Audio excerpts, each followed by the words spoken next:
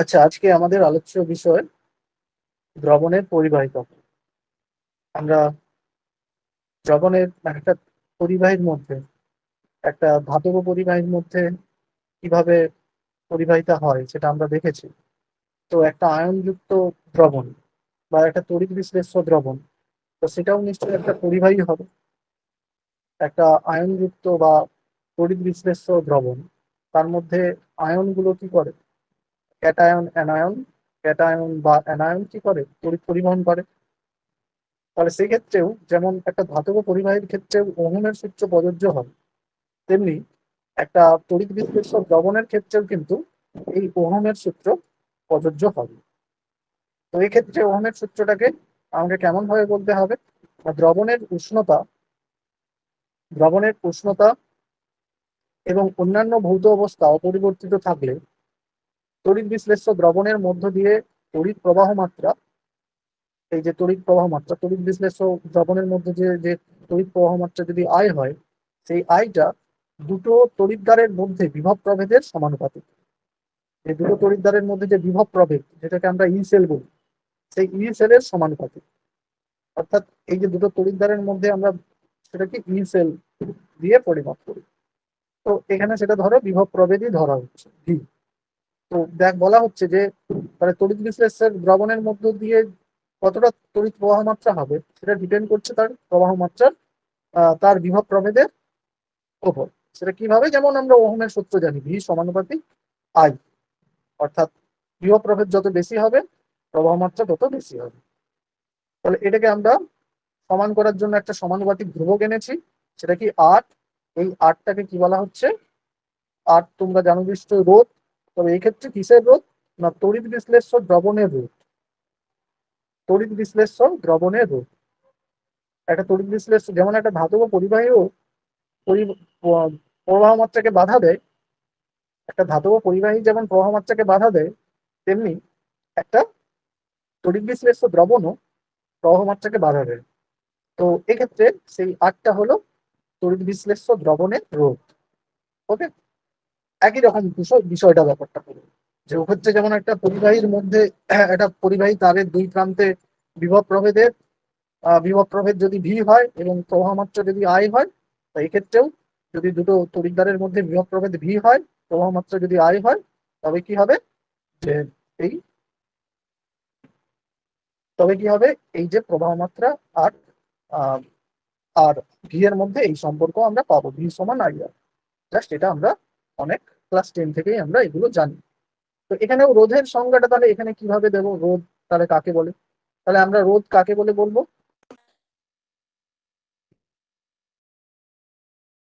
প্রবাহিত হওয়ার সময়, অর্থাৎ পরিবহনের সময় তড়িৎ আয়নগুলো কি করে? তড়িৎ পরিবহন করে। তড়িৎ পরিবহনের সময় যে বাধার সম্মুখীন হয়, একই রকম ভাবে আমরা রোধের যেভাবে যে পরিবাহী যে প্রবাহ মাত্রাকে যে বাধা দেয়, সেই বাধাকেই কি বলে? রোধ। তাহলে এখানেও তড়িৎ বিশ্লেষ্য দ্রবণের মধ্য দিয়ে আয়নগুলি প্রবাহিত হওয়ার সময় বা তড়িৎ পরিবহনের সময় যে বাধার সম্মুখীন হয়, তাকে আমরা কি বলবো? তাকে আমরা বলবো রোধ। বিষয়টা বুঝতে পারলেন? তাহলে আমরা রোধের চিহ্ন এখানেও আর, ওহম, এগুলো সব একই থাকবে। এবারে আসি আমরা এই রোধের বিষয়ে, মানে এখান থেকে আমরা ডাইরেক্টলি পরপর আস্তে আস্তে দ্রবণের মধ্যে ঢুকবো। তাহলে সেটার আগে আমরা এটাও আমরা জানি যে রোধের উপর, রোধ কিসের উপর ডিপেন্ড করে? রোধ দৈর্ঘ্য যত বাড়বে রোধ তত বাড়বে, এবং পরিবাহী তারের যে প্রস্থচ্ছেদ, এই যে প্রস্থচ্ছেদ, অর্থাৎ এই যে আমার এই যে ক্ষেত্রফলটা, এটা কি প্রস্থচ্ছেদ? প্রস্থচ্ছেদ যত বেশি হবে রোধ তত কম হবে। তো এটা আমরা একটা পরিবাহী বা ধাতব তারের ক্ষেত্রে আমরা এটা জানি। তাহলে এর ক্ষেত্রে কি হবে? না, এর ক্ষেত্রেও একই রকম বিষয়, একটু জাস্ট জায়গাটা চেঞ্জ হয়ে যাবে। তো এখানে বলা হচ্ছে যে একটা দ্রবণের রোধ তড়িৎ বিশ্লেষ্যের মধ্যে নিমজ্জিত দুটি তড়িৎদ্বারের মধ্যবর্তী দূরত্বের, এই দূরত্বটাকে যদি আমরা এল নিই, তার সমানুপাতিক। বুঝতে পারলে? তার কি সমানুপাতিক? যে এই দ্রবণের, তাহলে এই যে এটা হচ্ছে পরিবাহী, মানে ধাতব পরিবাহীর ক্ষেত্রে এই দৈর্ঘ্যটা ছিল, এক্ষেত্রে দুটো তড়িৎদ্বারের মধ্যে দূরত্ব, এই দূরত্ব যত বেশি হবে রোধ তত বেশি হবে। দ্বিতীয় কি বলা হচ্ছে? এটা তড়িৎদ্বারের নিমজ্জিত অংশের ক্ষেত্রফলের সমান ব্যস্তানুপাত। ঠিক আছে, ক্ষেত্রফলের ব্যস্তানুপাতিক, ক্ষেত্রফলের ব্যস্তানুপাতিক। দেখো তার ক্ষেত্রফল অর্থাৎ এই যে আমরা নিমজ্জিত যতটা অংশ একটা তড়িৎ বিশ্লেষ্য দ্রবণের মধ্যে, এই যে ধাতব তার, ধাতব তড়িৎদ্বারটা, সেটা তো পুরোটা নিমজ্জিত হয় না, তোমাকে তারই ক্ষেত্রফলটা নিতে হবে যতটা নিমজ্জিত আছে। ধরো এই পর্যন্ত আমার দ্রবণটা আছে, তাহলে এতটা যে নিমজ্জিত, সেই নিমজ্জিত অংশের ক্ষেত্রফল যদি এ হয়, তাহলে সেই ক্ষেত্রফল এর সঙ্গে ব্যস্তানুপাতিক সম্পর্ক। দেখো আর এর সঙ্গে, তাহলে এই যে আমরা পাচ্ছি আর এর সঙ্গে, দেখো আর এর সঙ্গে আমরা পাচ্ছি এলটা দেখো, তাহলে আমরা আর এর সঙ্গে সমানুপাতিক সম্পর্ক, আর এই যে নিমজ্জিত তড়িৎদ্বারের যতটা নিমজ্জিত তার ক্ষেত্রফলের সঙ্গে ব্যস্তানুপাতিক সম্পর্ক। ওকে, ব্যস্তানুপাতিক সম্পর্ক। তাহলে এই দুটোকে আমরা যদি এক করি তাহলে কি পাবো, এল বাই এল, আর সমানুপাতিক এল বাই এল।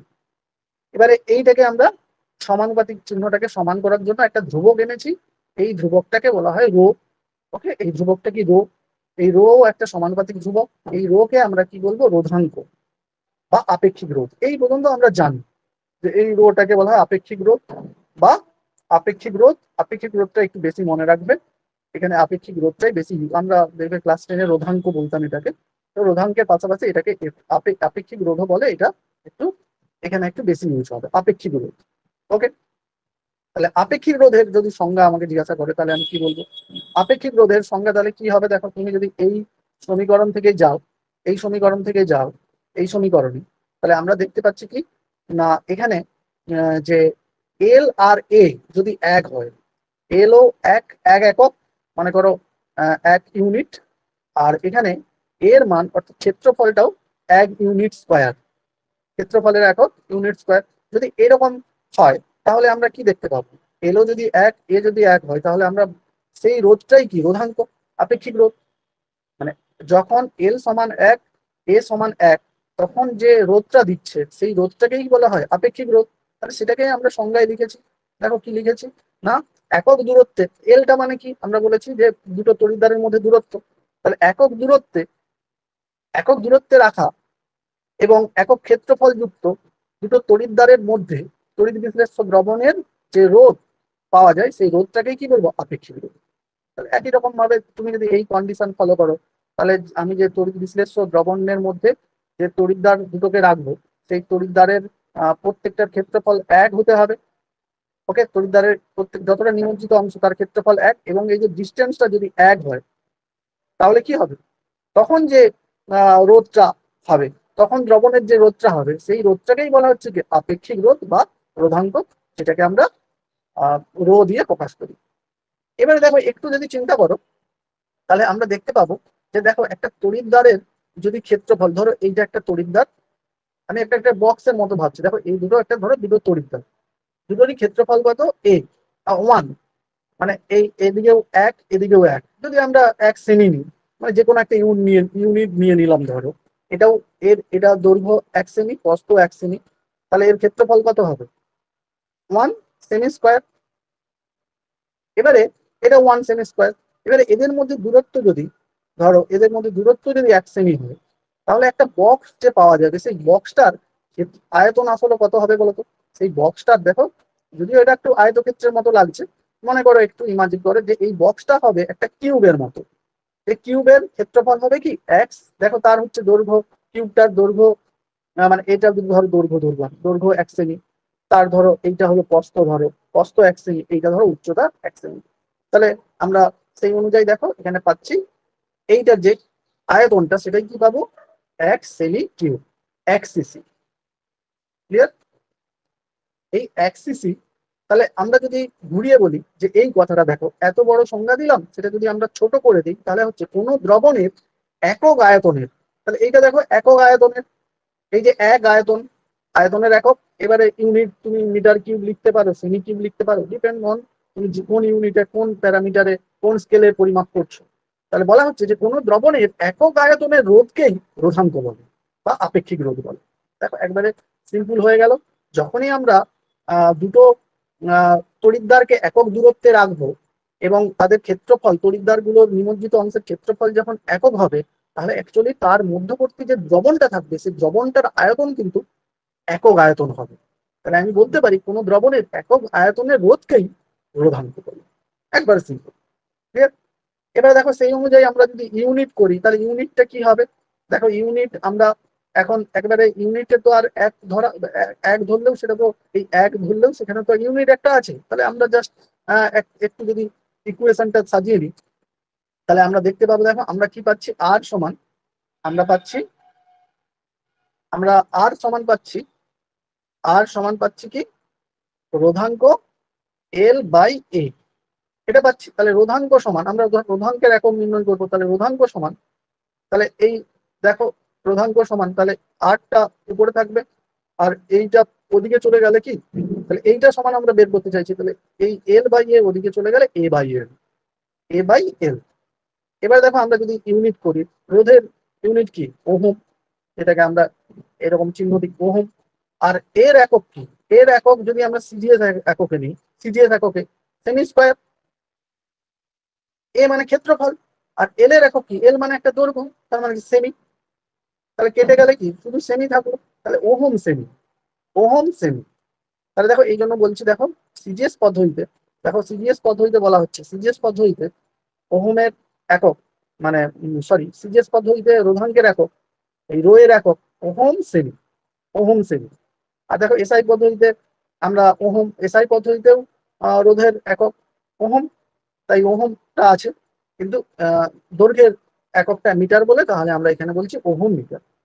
ঠিক আছে, তাহলে আমরা এই পর্যন্ত অ্যাকচুয়ালি বিষয়গুলো আমরা, যদি কেউ ভালো করে ফিজিক্স বা ক্লাস 10-এ পড়ে থাকো তাহলে এইগুলো আমরা এই অবধি আমরা জানি।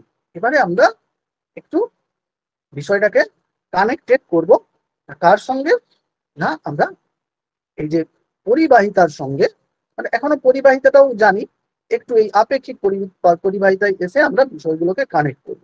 এখন জাস্ট প্রত্যেকটা আলাদা আলাদা বিষয় আমরা কি শিখলাম, আমরা প্রথমে রোধ শিখলাম, রোধ থেকে রোধাঙ্ক শিখলাম, আমরা আগে ওই তোমার ওহমের সূত্র শিখলাম, ওহমের সূত্র থেকে রোধের সংজ্ঞা শিখলাম, রোধের সংজ্ঞা থেকে আমরা কি জানলাম, রোধাঙ্ক জানলাম। এবারে আমরা এই কি জানবো, না পরিবাহিতা জানবো, যেটাও ওই ওই রিলেটেড বিষয়। পরিবাহিতাটা কি, দেখো আমরা কি জানি সাধারণত, পরিবাহিতাটা কাকে বলে, না পরিবাহিতাটা বলে যে কোনো তড়িৎ বিশ্লেষ্য দ্রবণের অনন্য হলো তার পরিবাহিতা। দেখবে আমরা একটা পরিবাহীর যদি রোধ কম হয় তার পরিবাহিতাটা বেশি হবে। রোধই কি করে, যে একটা পরিবাহীর পরিবাহী মানে পরিবহনকে বাধা দেয়, তড়িৎ প্রবাহকে বাধা দেয়। তাহলে যদি কেউ এই বাধাটা কম দেয় তাহলে তার বেশি হবে, বেশি পরিমাণ তড়িৎ পরিবহন করবে, তার তার ইলেকট্রিক ইলেকট্রিক কন্ডাক্টিভিটি কি হবে, বেশি হবে। তাহলে সেই জন্যই বলা হচ্ছে, পরিবাহিতার সংজ্ঞাতে বলা হচ্ছে জাস্ট তুমি রোধের অনন্য, রোধের অনন্যকে কি বলে, তার পরিবাহিতা বলে। দেখো সিম্পল, আমরা পরিবাহিতাটাকে এল দিয়ে প্রকাশ করি। দেখো পরিবাহিতাটাকে ইংরেজিতে কি বলবো, কন্ডাক্টেন্স বা কন্ডাক্টিভিটি। পরিবাহিতাটাকে আমরা বলবো কন্ডাক্টেন্স বা কন্ডাক্টিভিটি। ঠিক আছে, তাহলে একবারে সিম্পল ফর্মুলা, যে 1/r সমান এল, অর্থাৎ পরিবাহিতাটা সমান 1/রোধ।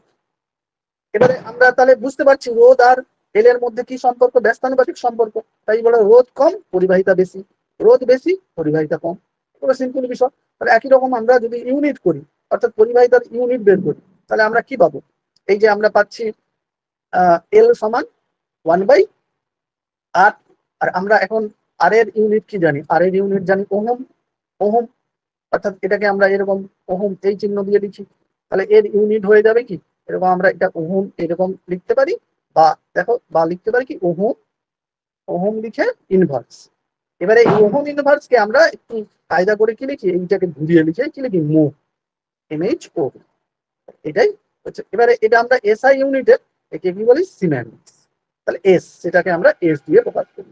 তো ইউনিট গুলো একটু মাথায় রাখবে, কারণ আমরা এই ইউনিট গুলো জানলে পরবর্তী কিছু রাশির ইউনিট আমরা সহজে বের করতে পারবো। তো এই পর্যন্ত আমরা কিন্তু ক্লাস 10-এ এগুলো পড়েছি। দেখো এবারে আমরা এই দেখো এটা আমার এইচএস, দেখো এইচএস 17 সালে এসেছে, আপেক্ষিক পরিবাহিতারা কাকে বলে। তো এগুলো কিন্তু পরীক্ষায় আসে, ছোট ছোট যখন তোমার ওই যে নার্স সমীকরণ নিউমেরিক্যাল প্রবলেম গুলো আছে, সেই নিউমেরিক্যাল প্রবলেমের সঙ্গে যে একটা ছোট প্রশ্ন, ধরো 3 নম্বরের প্রশ্ন, তো 3-এর মধ্যে 2 + 1, এই 1 নম্বরের প্রশ্নটা কিন্তু এই পার্টটা থেকে দিয়ে দেন, বা একটা 2 নম্বরেরও প্রশ্ন থাকতে পারে। ওই পাশের থেকে ধরো 3 নম্বর দিল।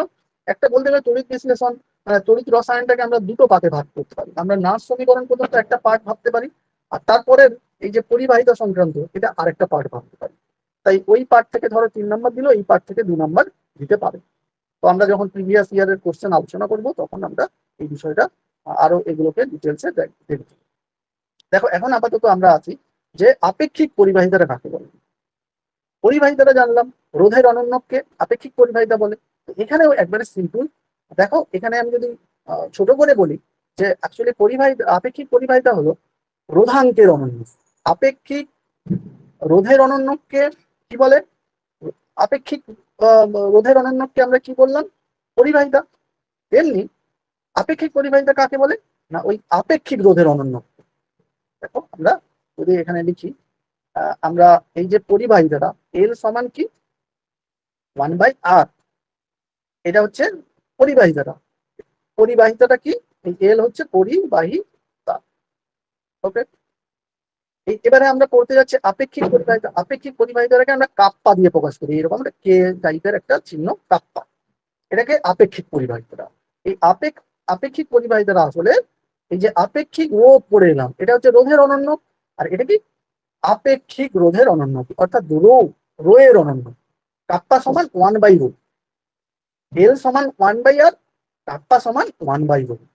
এবারে এই 1/রোটা কিভাবে আসছে সেটা আমরা একটু সংজ্ঞাটাকে একটু অন্যভাবে, কেউ যদি সংজ্ঞাটা এভাবেও বলো যে আপেক্ষিক পরিবাহিতাটা কাকে বলে? না আপেক্ষিক পরিবাহিতাটা হলো আপেক্ষিক রোধের অনন্য।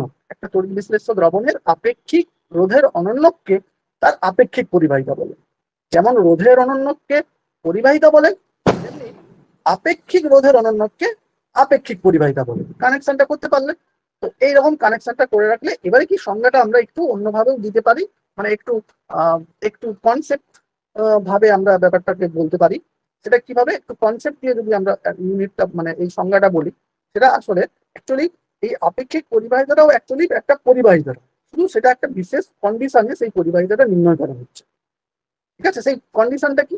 সেই কন্ডিশনটা হলো যে 1 সেমি দূরে অবস্থিত এবং 1 সেমি স্কয়ার প্রস্থচ্ছেদ বিশিষ্ট দুটো তড়িৎদ্বারের মধ্যবর্তী দ্রবণের পরিবাহিতাটাকে ওই দ্রবণের আপেক্ষিক পরিবাহিতাটা বলে। ব্যাপারটা বুঝতে পারলে যে 1 সেমি দূরে অবস্থিত দুটো তড়িৎদ্বার এবং ওই যে তড়িৎদ্বারগুলোর প্রস্থচ্ছেদের যে ক্ষেত্রফল সেটা যদি 1 সেমি স্কয়ার হয়, তখন যে দ্রবণের পরিবাহিতাটা হয় সেই পরিবাহিতাটাই কি? আপেক্ষিক পরিবাহিতা। অর্থাৎ আপেক্ষিক পরিবাহিতাটাও একটা পরিবাহিতা, সেটা একটা নির্দিষ্ট কন্ডিশনে। অ্যাকচুয়ালি আপেক্ষিক পরিবাহিতাটাই আমরা বেশি কাজে লাগে, কারণ আমরা যখন একটা দ্রবণের সঙ্গে বা একটা তড়িৎ বিশ্লেষ্য দ্রবণের সঙ্গে আরেকটা তড়িৎ বিশ্লেষ্য দ্রবণ তুলনা করব, তার পরিবাহিতাটা তুলনা করব, তখন তো আমি তাদের আপেক্ষিক পরিবাহিতার মধ্যেই তুলনা করব। কারণ আপেক্ষিক পরিবাহিতাটা যখন নিচ্ছি তখন দুজনের একটা কন্ডিশন ফিক্সড হয়ে যাচ্ছে। সেই কন্ডিশনটা কি? না তাদের যে সেই যে তড়িৎ বিশ্লেষ্য দ্রবণের মধ্যে দুটো যে তড়িৎদ্বারের মধ্যে দূরত্ব কত, দুটো দ্রবণের মধ্যেই দুটো তড়িৎদ্বারের মধ্যে দূরত্ব 1 সেমি এবং দুটো তড়িৎদ্বারের প্রস্থচ্ছেদ কত? 1 সেমি স্কয়ার। অর্থাৎ একটা প্যারামিটার ফিক্সড হয়ে যাচ্ছে। এই প্যারামিটারটা ফিক্স রেখে যখন আমরা দ্রবণের পরিবাহিতাটাকে পরিমাপ করছি, সেই পরিবাহিতাটাকেই কি বলা হয়? আপেক্ষিক পরিবাহিতা বা কাপ্পা। দেখো কারো যদি কোথাও কিছু প্রশ্ন থাকে আমাকে কিন্তু বলবে, কারণ আমি না স্ক্রিনটা দেখতে পাচ্ছি না, আমি স্ক্রিন শেয়ার করে পড়াচ্ছি। তোমাদের মেন যে আমার অ্যাপের যে স্ক্রিনটা আমি কিন্তু তোমাদের দেখতে পাচ্ছি না। ক্লাসে কে কতজন আছো, কি কোশ্চেন হচ্ছে আছে কিনা, যদি কোশ্চেন থাকে তাহলে মাইকটা অন করে অবশ্যই জানাবে। আমি একটু এগুলো দ্রুত টেনে দিচ্ছি। হ্যাঁ, তো মেন বিষয় আমরা ঢুকবো আস্তে আস্তে। দেখো বলতে গেলে এখান থেকে আমরা ঢুকে গেলাম পরীক্ষা। দেখো এই থেকেই দেখো এক্সামে কোশ্চেন আসা শুরু হয়ে গেছে। তাই একটু মন দিয়ে শুনুন। তাহলে আপেক্ষিক পরিবাহিতাটা কাকে বললাম? না 1 সেমি দূরে অবস্থিত এবং 1 সেমি স্কয়ার প্রস্থচ্ছেদ বিশিষ্ট দুটো তড়িৎদ্বারের মধ্যবর্তী দূরত্ব, মধ্যবর্তী দ্রবণের এই মানে এই কন্ডিশনে যে মধ্যবর্তী দ্রবণের মধ্যে যে পরিবাহিতাটা দেখা যায় সেই পরিবাহিতাটাকে কি বলা হয়? আপেক্ষিক পরিবাহিতা, যেটাকে আমরা কাপ্পা অর্থাৎ এই কে দিয়ে প্রকাশ করি। অর্থাৎ দেখো এটাকে আমরা যদি আবার শর্ট করি তাহলে কি দাঁড়াচ্ছে? দেখো এই যখনই আমরা এই কন্ডিশনে রাখলাম সেটা অ্যাকচুয়ালি কি 1 সিসি বা 1 সেমি কিউব 1 সিসি দ্রবণের পরিবাহিতাকেই বলা হয় আপেক্ষিক পরিবাহিতা। 1 সিসি দ্রবণের বা একক আয়তনের আমরা যদি অন্য ইউনিটেও নিতে পারি, অন্য ইউনিটে নিতে পারি। মানে এটা তখন আমরা বলবো এক একক দূরে অবস্থিত বা এক একক ইউনিট স্কোয়ার বা এক একক প্রস্থচ্ছেদের, এই দুটোকেই আমরা একক বলতে পারি। মানে আমি এখানে যেমন একটা সেমি ইউনিট নিয়ে নিলাম, তুমি সেমি না নিয়ে তুমি বলতে পারো একক ইউনিট দূরে অবস্থিত বা একক ইউনিটই বলবে, বা একক ইউনিট দূরে অবস্থিত এবং একক ইউনিট স্কোয়ার প্রস্থচ্ছেদ বিশিষ্ট। তাহলে ইউনিটটা তুমি তোমার প্যারামিটার অনুযায়ী নেবে। সেটাকে বলা হয় আপেক্ষিক পরিবাহী। কারণ আমি সেটা সেমি নিয়ে নিয়েছি, অত জটিলতার কিছু নেই, তুমি সেমি দিয়েই বলবে, কিছু অসুবিধা নেই। তাহলে আমরা বলতে পারি, তাহলে এইটা যখন 1 সেমি দূরে অবস্থিত করলাম আর 1 সেমি প্রস্থচ্ছেদ হলো, তখন এই জায়গার মধ্যে কতটা আয়তনের দ্রবণ থাকবে? 1 সেমি কিউব দ্রবণ। সেটাই বলা হচ্ছে 1 সেমি কিউব বা 1 সিসি। সেমি কিউবটাকেই বলা হয় সেমি কিউব সিসি। তো 1 সিসি দ্রবণের পরিবাহিতাই হলো ওই দ্রবণের আপেক্ষিক পরিবাহিতা। দেখো একবার সিম্পল। মানে কেউ যদি 1 নম্বরের কোশ্চেন এলে যদি বলে আপেক্ষিক পরিবাহিতা কি, তুমি যদি এই সংজ্ঞাটাও লেখো, তোমাকে ফুল নাম্বার দিতে বাধ্য। 1 সিসি দ্রবণের পরিবাহিতাকে ওই দ্রবণের আপেক্ষিক পরিবাহিতা বলে। দেখো এবারে আমরা এই বিষয়টাকে একটু ম্যাথমেটিক্যালি বোঝার চেষ্টা যদি করি, তাহলে আমরা কি পাচ্ছি দেখো। আমরা এই এই ইকুয়েশনটা পেলাম, আর সমান, আমরা কি পেলাম, আর সমান রো ইন্টু এল বাই এ। এটা আমরা আগেই দেখে এলাম। এবারে দেখো, যদি আমরা এই 1/r করি, অর্থাৎ 1/r করা মানে কি, পরিবাহিতাটা। এই আমরা তো পেতে চাইছি পরিবাহিতাটা, একটা বিশেষ কন্ডিশনে পরিবাহিতা পেতে চাইছি। তাহলে পরিবাহিতা মানে কি, 1/r। তাই আমরা কি করলাম, এই ইকুয়েশনটাকে উল্টে দিলাম, মানে এদিকে উল্টে দেবো, এদিকে উল্টে দেবো। তাহলে এদিকে যদি উল্টে, মানে এই পুরো ইকুয়েশনটাকে যদি উল্টে দিই, তাহলে এদিকেও হয়ে যাবে 1/r, আর এদিকেও হয়ে যাবে কি 1/ρ, আর এই L/a উল্টে গেলে কি A/L হয়ে যাবে। তাহলে এই ইকুয়েশনটা দাঁড়াবে। এই ইকুয়েশনটাকে উল্টে দিলে এইটা দাঁড়াবে। উল্টালাম কেন? কারণ আমরা এই ইকুয়েশন থেকে এই পরিবাহিতাটাকে পেতে চাইছি। পরিবাহিতা মানে আমরা আগেই দেখে এলাম, মানে জেনে এলাম 1/r। তাহলে দেখো এই 1/r এর জায়গায় এবারে কি লিখলাম, 1/r এর জায়গায় আমি লিখলাম এল। এলটা কি, পরিবাহিতা। তাহলে এখন কি দাঁড়ালো, এল সমান 1/ρ ইন্টু A/L। এবারে দেখো আমি আপেক্ষিক পরিবাহিতার সংজ্ঞাতে কি বলেছি, আমাকে এলটা নিতে হবে 1 সেমি আর এটা নিতে হবে 1 সেমি স্কোয়ার। তাহলে সেটাই নিয়েছি। দেখো যদি এল সমান 1 হয়, অর্থাৎ একক 1 হয়, 1 সেমিও বলতে পারো, এল সমান 1 সেমি, আর এ সমান যদি 1 সেমি স্কোয়ার হয়, যদি কমন ভাবে বলতে চাও তাহলে ইউনিটটা না লিখলে চলবে। তাহলে এল সমান 1, এ সমান 1 হলে, তাহলে এল, তাহলে এটাও একক ধরে নিচ্ছি, এটাও একক ধরে নিচ্ছি। তখন দেখো তখন কি হচ্ছে, তখন সেটাকেই, সেই এলটাকেই কি বলছি, কাপ্পা। সংজ্ঞা অনুযায়ী যখন 1 সেমি অর্থাৎ একক ইউনিট দূরে একক ইউনিট স্কোয়ার প্রস্থচ্ছেদ বিশিষ্ট যখন তড়িৎদ্বারের মধ্যবর্তী দ্রবণের পরিবাহিতাটাকে কি বলছি, এই পরিবাহিতাটাই কি তখন আপেক্ষিক পরিবাহিতাটা। তাহলে এবারে আমরা যখন এই ইকুয়েশনের মধ্যে, দেখো এই ইকুয়েশনের মধ্যে এ কে 1, এল কে 1 করে দিলাম, তখন কি দাঁড়াবে বলতো, তখন এল সমান 1/ρ থাকবে, তাই না? আমরা দেখো আমি এখানে করছি, ধর এল সমান কি বললাম, এল সমান 1/ρ A/L, তাই তো। তো আমি কি বললাম, যখন এ প্রস্থচ্ছেদটা 1 একক হবে, 1 একক স্কোয়ার হবে, আর এলটা হবে 1 একক, তখন এই এলটাই হয়ে যাবে কি আপেক্ষিক পরিবাহিতা। তাহলে আমরা তখন এইটা 1/ρ, যখন এগুলোকে 1 বসিয়ে দেবো, তখন শুধু 1/ρ পড়ে থাকবে। এবার এটাকেই আমরা কি বলছি, এটাকেই বলছি কি কাপ্পা। তাহলে এইটাই আমি বোঝাতে চাইছি যে এল সমান 1/ρ। আবার ওই একটা বিশেষ কন্ডিশনে এল, সেই এলটা কত 1/ρ হয়ে যাবে। এবার সেই কন্ডিশনে 1/ρ যখন থাকছে, তাহলে 1/ρটাই কি কাপ্পার সঙ্গে সমান হয়ে গেল। তাহলে আমরা এই যে, আমি শর্ট করে আপেক্ষিক পরিবাহিতার সংজ্ঞা কি বলতে পারি, আপেক্ষিক রোধের অনন্যককে বলা হয় আপেক্ষিক পরিবাহিতা। যেটা আমি প্রথমেই বললাম, আপেক্ষিক রোধের অনন্যককে বলা হয় আপেক্ষিক পরিবাহিতা। দেখো কাপ্পা সমান, তাহলে কাপ্পা সমান দাঁড়ালো 1/ρ। এবার আমরা যদি একটু এটাকে আবার আমরা সংজ্ঞা থেকে তার এই সংজ্ঞা থেকে যদি আমরা আপেক্ষিক পরিবাহিতার একটা ফর্মুলা বের করতে চাই, তাহলে দেখো কি হচ্ছে, তাহলে হচ্ছে যে আমরা কাপ্পা সমান তাহলে কি পেলাম, কাপ্পা পেলাম 1/ρ। ওকে, এবারে এই যে রোটা আমরা এই ইকুয়েশন থেকে রো সমান কত বের করে নিতে চাইছি। এই ইকুয়েশনে কি ছিল, আর সমান রো ইন্টু L/A। এবারে আমি চাইছি কি 1/ρ, 1/ρ সমান কত, তাহলে এই রোটাকে এদিকে আনলে 1/ρ হয়ে যাবে। তাহলে 1/ρ, তাহলে এখান থেকে কি থাকছে 1/ρ, এই ইকুয়েশন থেকে 1/ρ এর মানটা বের করছি। 1/, তাহলে আরটাকে আমি এদিকে নিয়ে আসবো, এই লেফট সাইডে আছে, রাইট সাইডে আরটা এলে 1/r, 1/r ইন্টু কি পড়ে থাকবে L/A। ওকে, তাহলে 1/ρ সমান দাঁড়ালো দেখো 1/r ইন্টু L/A। তাহলে সেটাই বলছি যে কাপ্পা সমান তাহলে দাঁড়ালো যে কাপ্পা সমান, এখানে দেখো তাহলে এই যে আপেক্ষিক পরিবাহিতাটা, কাপ্পা সমান দাঁড়ালো 1/ρ। এবার 1/ρ এর জায়গায় আমরা কি লিখবো, 1/r ইন্টু L/A। ওকে, তাহলে দেখো এবারে আমরা এটাকে আরো একটু শর্টেজ করে দিচ্ছি। আগের যে আমরা পরিবাহিতাটা কাকে বলে, 1/r কে পরিবাহিতা বলে, এটাকে আমরা এল দিয়ে প্রকাশ করি, এল ইন্টু এল ছোট L/A। এই ছোট L/A টাকে আমরা বলি কোষ ধ্রুবক। দেখো এই যে 16 সালে এই ইকুয়েশনটা আসছে, তাহলে দেখো কাপ্পা সমান এল ইন্টু L/A টাকে কি বলা হয়, কোষ ধ্রুবক। এটা আমরা আলাদা করে পড়বো। তাহলে এটা মনে রাখবে যে কাপ্পা সমান অর্থাৎ আপেক্ষিক পরিবাহিতা সমান পরিবাহিতা, দেখো আপেক্ষিক পরিবাহিতা সমান পরিবাহিতা ইন্টু কোষ ধ্রুবক। এই L/A টাকে বলা হচ্ছে কি কোষ ধ্রুবক। ঠিক আছে, তাহলে দেখো এই যে ইকুয়েশনটা, এটা কিন্তু আমার পরীক্ষায় সম্পর্ক নির্ণয় করতে দিয়েছিল 16 সালে।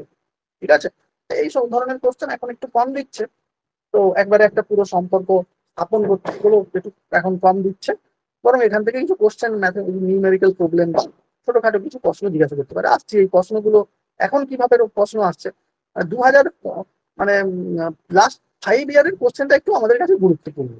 এটা প্রায় ধরো 10 ইয়ারের কাছাকাছি চলে যাবে, লাস্ট 10 ইয়ারের 16তে চলে যাচ্ছে। তাই একটু এইগুলো একটু তবু মানে ব্যাপারটা কনসেপ্ট ক্লিয়ার জন্য কিভাবে এটা আসছে, তো সেটা মনে রাখবে, সেটাও ভালো। দেখো এবারে আমি আসছি কি ইউনিট। তো ইউনিট সবসময় মুখস্থ কখনোই করবো না, আমার নিউমেরিক্যাল যে তার যে সমীকরণটা পাচ্ছি সেই সমীকরণ থেকেই আমরা বের করবো। আমরা তাহলে এই যে কাপ্পার ইউনিট কি পাচ্ছি, কাপ্পার ইউনিট আমরা সিম্পল পাচ্ছি কি, কাপ্পার ইউনিট কাপ্পা সমান পাচ্ছি কি, কাপ্পা সমান এল, যেটা এল মানে কি আমরা জানি 1/r ইন্টু L/A। তাহলে এইখানে দেখো ইউনিট গুলো যদি বসাই, তাহলে এটা কি, এটা আমার ওহম, আর এর একক কি ওহম, আর এল এর একক আমি যদি সিজিএস থেকে ধরি, সিজিএস এ এল এর একক সেমি, আর এটা কি এর একক ক্ষেত্রফল সেমি স্কোয়ার। তাহলে নিচে শুধু একটা সেমি পড়ে থাকলো, তাহলে নিচে দেখো ওহমও পড়ে আছে আর 1/সেমি পড়ে আছে। তাহলে কি হচ্ছে, তাহলে দুটোই যখন উপরে যাবে তখন কি হবে, ওহম ইনভার্স আর সেমি ইনভার্স। একবারে সিম্পল ইউনিট, দেখো ওহম ইনভার্স। এবার ওহম যদি ইনভার্স হয় সেটাকে আমরা কি লিখি, মো লিখি। আমরা এটাও লিখতে পারি, এটাও লিখতে পারি। একই রকম আমরা মোটাকে আমরা এসআই কি বলি, সিমেন্স। এক মো আর এক সিমেন্স একই, শুধু আমরা শব্দটা ইউজ আলাদা করি। মো, 1 মো মানে 1 ওহম ইনভার্স, আবার সেটাই কি 1 সিমেন্স। এদের কিন্তু মান একই, মানে এমন নাই যে যেমন সাধারণত কি সিজিএস আর ইউনিটের মধ্যে একটা সম্পর্ক সেটা আলাদা পরিমাণে আছে, কিন্তু এখানে এটা কিন্তু একই পরিমাণ। 1 ওহম মানে 1 ওহম ইনভার্স মানেই 1 মো, আর সেটাকে কি বলছি 1 সিমেন্স। ওকে, চলো এবারে আমরা কোষ ধ্রুবক ওই ছোট্ট বিষয়টা একটু দেখে নেবো। কোষ ধ্রুবক আমরা কিছু নয়, এক্ষুনি জেনে এলাম যে কোনো পরিবাহী যে কোষের যে তড়িৎ বিশ্লেষ্য দ্রবণকে আমরা পরিবাহী কোষ বলবো। পরিবাহী কোষে দুই তড়িৎদ্বারের মধ্যবর্তী দূরত্ব, অর্থাৎ সেই দূরত্বটাকে আমরা এল ধরলাম ধরো, এবং তড়িৎদ্বারের ক্ষেত্রফল, প্রস্থচ্ছেদের যে ক্ষেত্রফল বা নিমজ্জিত অংশের ক্ষেত্রফল যদি এ হয়, তাহলে সেই L/A কে, এই দুজনের অনুপাতকে বলা হয় কোষ ধ্রুবক, সেল কনস্ট্যান্ট। ওকে, সেল কনস্ট্যান্ট। তাহলে কোষ ধ্রুবক বা সেল কনস্ট্যান্ট সমান L/A। তাহলে এর ইউনিট কি হবে, এর ইউনিটও দেখো তো L/A, তো এল এর ইউনিট সিজিএস এর সেমি, আর এর ইউনিট সেমি স্কোয়ার। তাহলে শুধু পড়ে থাকলো 1/সেমি, তাহলে সেটা উপরে গেলে কি সেমি ইনভার্স। তাহলে সিজিএস ইউনিট সেমি ইনভার্স আর এসআই ইউনিট মিটার ইউনিট। ওকে, চলো দেখো আমরা এবারে আস্তে আস্তে আরো ইম্পর্টেন্ট বিষয়গুলোর মধ্যে আসছি। দেখো এইটা আমাদের মনে রাখতে হবে, এখান থেকে একটু ছোট ছোট প্রশ্ন হতে পারে, এর উপরে কিভাবে ডিপেন্ড করে, ওর উপরে কিভাবে ডিপেন্ড করে, এখানে বিশেষত গাঢ়ত্বের উপর কিভাবে ডিপেন্ড করে, তো আমরা একটু ভালো করে করবো। তো আপাতত আমরা একটা তড়িৎ বিশ্লেষ্য দ্রবণের পরিবাহিতা, পরিবাহিতাও যে যে বিষয়ের উপর ডিপেন্ড করে, আপেক্ষিক পরিবাহিতারও সেই সে বিষয়ের উপর ডিপেন্ড করে। কারণ আমরা তো বললাম যে পরিবাহিতা আপেক্ষিক পরিবাহিতারা আলাদা নয়, শুধু আপেক্ষিক পরিবাহিতাটা কি, একটা পরিবাহিতা যখন নিচ্ছি, মানে একটা দ্রবণের একটা নির্দিষ্ট কন্ডিশনে যে পরিবাহিতাটা আসছে সেটাই হলো আপেক্ষিক পরিবাহিতা। তাই তড়িৎ বিশ্লেষ্য দ্রবণের পরিবাহিতা তোমার বইয়ে দেখবে দুটো আলাদা আলাদা জায়গায় লেখা আছে, কিন্তু দেখবে দুটো আলাদা জায়গায় লেখা আছে কিন্তু অথচ উত্তর একই আছে। তাই একসঙ্গেই সেটা মনে রাখবে যে তড়িৎ বিশ্লেষ্য দ্রবণের পরিবাহিতা বা আপেক্ষিক পরিবাহিতা নিয়ন্ত্রণকারী বিষয়গুলো কি কি, কি কি বিষয়ের উপর তড়িৎ বিশ্লেষ্য দ্রবণের পরিবাহিতা ডিপেন্ড করে। দেখো সেটা প্রথমেই বলা হচ্ছে তড়িৎ বিশ্লেষ্যের প্রকৃতির উপর। তড়িৎ বিশ্লেষ্যের প্রকৃতির উপর, কারণ আমরা জানি কি তড়িৎ বিশ্লেষ্য দ্রবণে আয়নগুলোই তড়িৎ পরিবহন করে। তাহলে একটা তড়িৎ বিশ্লেষ্য পদার্থ কিরকম প্রকৃতি তার উপরে ডিপেন্ড করে সে কতগুলো আয়ন তৈরি করবে। সেই অনুযায়ী আমরা ক্লাস 10-এ জানো যে তীব্র তড়িৎ বিশ্লেষ্য আর মৃদু তড়িৎ বিশ্লেষ্যে ভাগ করেছি তড়িৎ বিশ্লেষ্য পদার্থকে। যারা একবারে 100% বা পুরোপুরি আয়নিত হয়, বেশি আয়নিত হয়, তাদের কি বলি কি তীব্র তড়িৎ বিশ্লেষ্য পদার্থ। সরি। তো যখন তীব্র তড়িৎ বিশ্লেষ্য পদার্থ বেশি আয়নিত হয় মানে কি বেশি সংখ্যক আয়ন উৎপন্ন করে, বেশি সংখ্যক আয়ন উৎপন্ন করে কি মানে কি তার পরিবাহিতা বেশি হবে। মৃদু তড়িৎ বিশ্লেষ্য কি আংশিক আয়নিত হয়। মৃদু তড়িৎ বিশ্লেষ্য উদাহরণ কি acidic acid, formic acid, carbonic acid, এগুলো কি আংশিক মানে বিয়োজিত হয় মৃদু তড়িৎ বিশ্লেষ্য। তো তাদের ক্ষেত্রে আমরা পরিবাহিতা কি কম পাবো। আর তীব্র তড়িৎ বিশ্লেষ্য আমরা জানি NaCl, NaOH, এগুলো ক্ষার, তীব্র ক্ষার, তীব্র অ্যাসিড, এগুলো কি তীব্র তড়িৎ বিশ্লেষ্য পদার্থ হয়। লবণ, তীব্র অ্যাসিড এবং তীব্র ক্ষারের সমন্বয়ে যে লবণটা সেটাও তীব্র তড়িৎ বিশ্লেষ্য পদার্থ হয়। তো এগুলো আমরা জানি। এবারে দেখো আয়নের আকার এবং দ্রাব দ্রাবকায়ন, মানে একটা আয়ন কতটা দ্রবীভূত হবে সেটা তার দ্রাবকায়ন বলে, মানে সলিবিলিটি। দ্রাবকায়ন মানে ইংরেজিতে সলিবিলিটি। তো বলা হচ্ছে যে আয়নের আকার যত বড় হবে তাহলে সে বেশি দ্রবীভূত হবে, হ্যাঁ, এবং গতিবেগ তত কম হবে। আয়নের আকার যত বেশি হবে তখন সেই আয়নকে, আয়নের চারপাশে জল অণুগুলো, এটা তো জলীয় দ্রবণ নিয়ে হচ্ছে, যদি আয়নের আকারটা বেশি হয় তখন এর কি ক্ষেত্রফলটা, এই যে চারপাশে যে সারফেস এরিয়াটা বড়, সারফেস এরিয়া বড় হলে জলের অণুর সঙ্গে সে বেশি সংখ্যক হাইড্রোজেন বন্ড তৈরি করে জল অণু দিয়ে সে একেবারে ঘিরে যাবে। আর সেই আয়নটা দেখবে আমরা যখন পি ব্লক করেছিলাম সেখানে আমি বলেছিলাম, মানে আমরা আলোচনা করেছিলাম যে যখন একটা একটা পরমাণুর আকার যত বড় হবে তার সে দ্রবীভূত তত ভালো হবে, কারণ তার সারফেস এরিয়া বেশি। সেই সারফেস এরিয়া বেশি হলে ভ্যান্ডার ওয়ালস আকর্ষণ বল বলে একটা আকর্ষণ বল আছে যেটা ক্ষেত্রফলের সঙ্গে সমানুপাতিক। তো এখানেও দেখো একই রকম ভাবে তাহলে বলা হচ্ছে দ্রবণের আকার যত বড় হবে সে আসলে কি হবে, বেশি দ্রাবকায়িত হবে, অর্থাৎ সলিবিলিটি তার বেশি হবে। তো সলিবিলিটি যদি বেশি হয় তাহলে সেই আয়নটা আর বেশি তার গতিবেগ থাকবে না, কারণ তাকে জল ঘিরে রেখেছে। তাহলে তাকে তো আয়নটাকে ক্যাথোড থেকে অ্যানোডে বা অ্যানোড থেকে ক্যাথোডে এরকম একটা প্রবাহিত হতে হবে। সেই যদি এই জল অণু দ্বারা ট্রাফিক পুলিশের মতো, জল পুলিশের মতো যদি ঘিরে থেকে যায় তাহলে নিশ্চয়ই সে আর বেশি দূর এগোতে পারবে না। তাই গতিবেগ কম হলে কি হবে, পরিবাহিতাটা কম হবে। ওকে, তাহলে আয়নের আকার যত বড় হবে পরিবাহিতাটা কিন্তু কম হবে। আয়নের সংখ্যা আমরা এখানেই আলোচনা করলাম, যত আয়নের সংখ্যা যত বেশি হবে বা আধান, আয়নের আধান যত বেশি হবে, ধরো অ্যালুমিনিয়াম 3+ আর ক্যালসিয়াম 2+, আর ধরো সোডিয়াম প্লাস, এদের মধ্যে এর কিন্তু আয়নের চার্জটা বেশি, ক্যাটায়ন বেশি চার্জ, তাই এর কিন্তু পরিবাহিতাটা বেশি হবে। অ্যালুমিনিয়াম 3+-এর পরিবাহিতাটা বেশি হবে ক্যালসিয়াম বা সোডিয়ামের থেকে। তাহলে আয়নের সংখ্যা যত বেশি হবে পরিবাহিতাটা বেশি হবে। ওকে, আয়নের আধান যত বেশি হবে পরিবাহিতাটাও কি হবে, বেশি হবে। চলো এরপরে আয়নের গতিবেগ, এগুলো আমরা এক্ষুনি আলোচনা করলাম, এটা শুধু আয়নের গতিবেগ নিয়ে আলোচনা করছি। তো সেখানেও কি আয়ন যত গতিশীল হবে পরিবাহিতা তত বেশি হবে। তো এগুলো আমরা জানলাম। এবারে মেন কিন্তু এখান থেকে কোশ্চেন আমরা অলরেডি একটা আলাদা করে কোশ্চেন করবো, সেটা কি গাঢ়ত্বের উপর। গাঢ়ত্বের উপরে কিন্তু আমাদের পরিবাহিতা, আপেক্ষিক পরিবাহিতা কেমন ডিপেন্ড করে। আমি মৃদু তড়িৎ বিশ্লেষ্য, তীব্র তড়িৎ বিশ্লেষ্যের উপর দুটোরই দ্রবণের গাঢ়ত্ব বাড়ালে বা কমালে কিভাবে পরিবাহিতা ডিপেন্ড করে সেটা কিন্তু আলাদা করে কোশ্চেন এসেছে, আমি সেটা পরে কোশ্চেন অ্যান্সার সেকশনে রেখেছি। ঠিক আছে, তো আপাতত আমরা যদি এক লাইনে ব্যাপারটা বুঝি, যেটা বলা হচ্ছে যে তীব্র হোক আর মৃদু হোক, তড়িৎ বিশ্লেষ্য পদার্থের গাঢ়ত্ব বাড়লে তার পরিবাহিতাটা বা আপেক্ষিক পরিবাহিতা বাড়বে। কারণ কি, যদি আমরা তীব্র বা মৃদু দুটোর ক্ষেত্রে একটু মৃদুর বেলায় একটু ব্যাপার আছে, একটু আলাদা ব্যাপার আছে, আমি এখানে আর সেটাকে বাড়াচ্ছি না, ওখানে আমি আলোচনা করব। ব্যাপারটা ক্লাসটা শুনতে থাকো।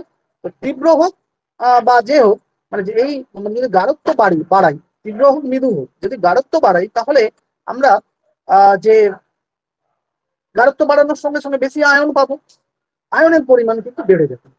তা আয়নের পরিমাণ বেড়ে গেলে কি পরিবাহিতাও বেড়ে যাবে বা আপেক্ষিক পরিবাহিতাও বেড়ে যাবে।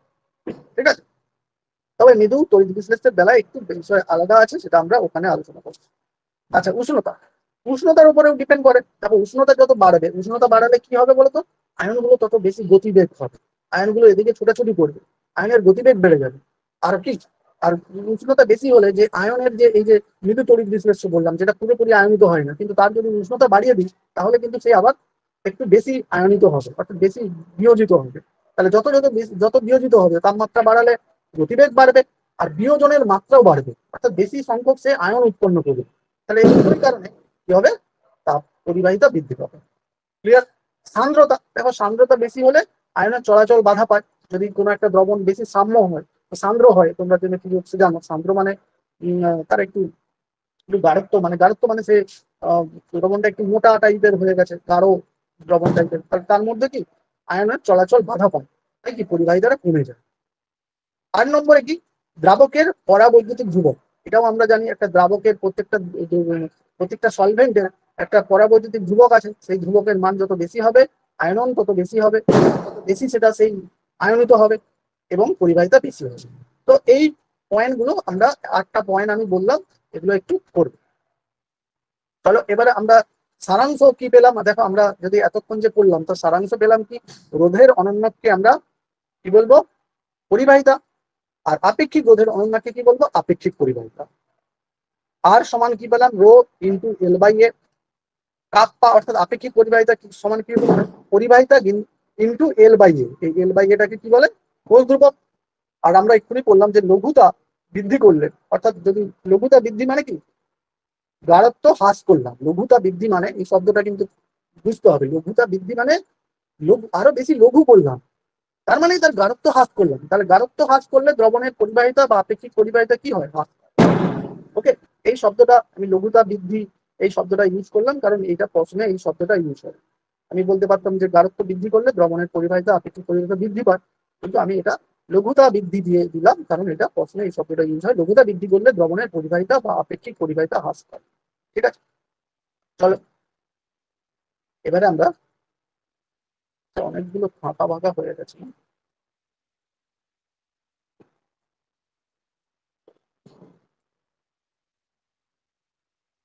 তোমাদের যে নোটটা দিয়েছে সেখানে নিশ্চয়ই এগুলো ফাঁকা মোটা হয়ে গেছে, দেখি আরো কমপ্লিটের মধ্যে চলে আসতে পারে। আচ্ছা চল, দেখো এই কোশ্চেন গুলো আমি একটু আলোচনা করে দিয়েছি, যে একটা দ্রবণের, একটু তোমরা দেখে নিও, আমি এখানে অতটা ডিটেলসে বলছি না, কারো কিছু ডাউট হলে অবশ্যই হোয়াটসঅ্যাপ গ্রুপে বলবে।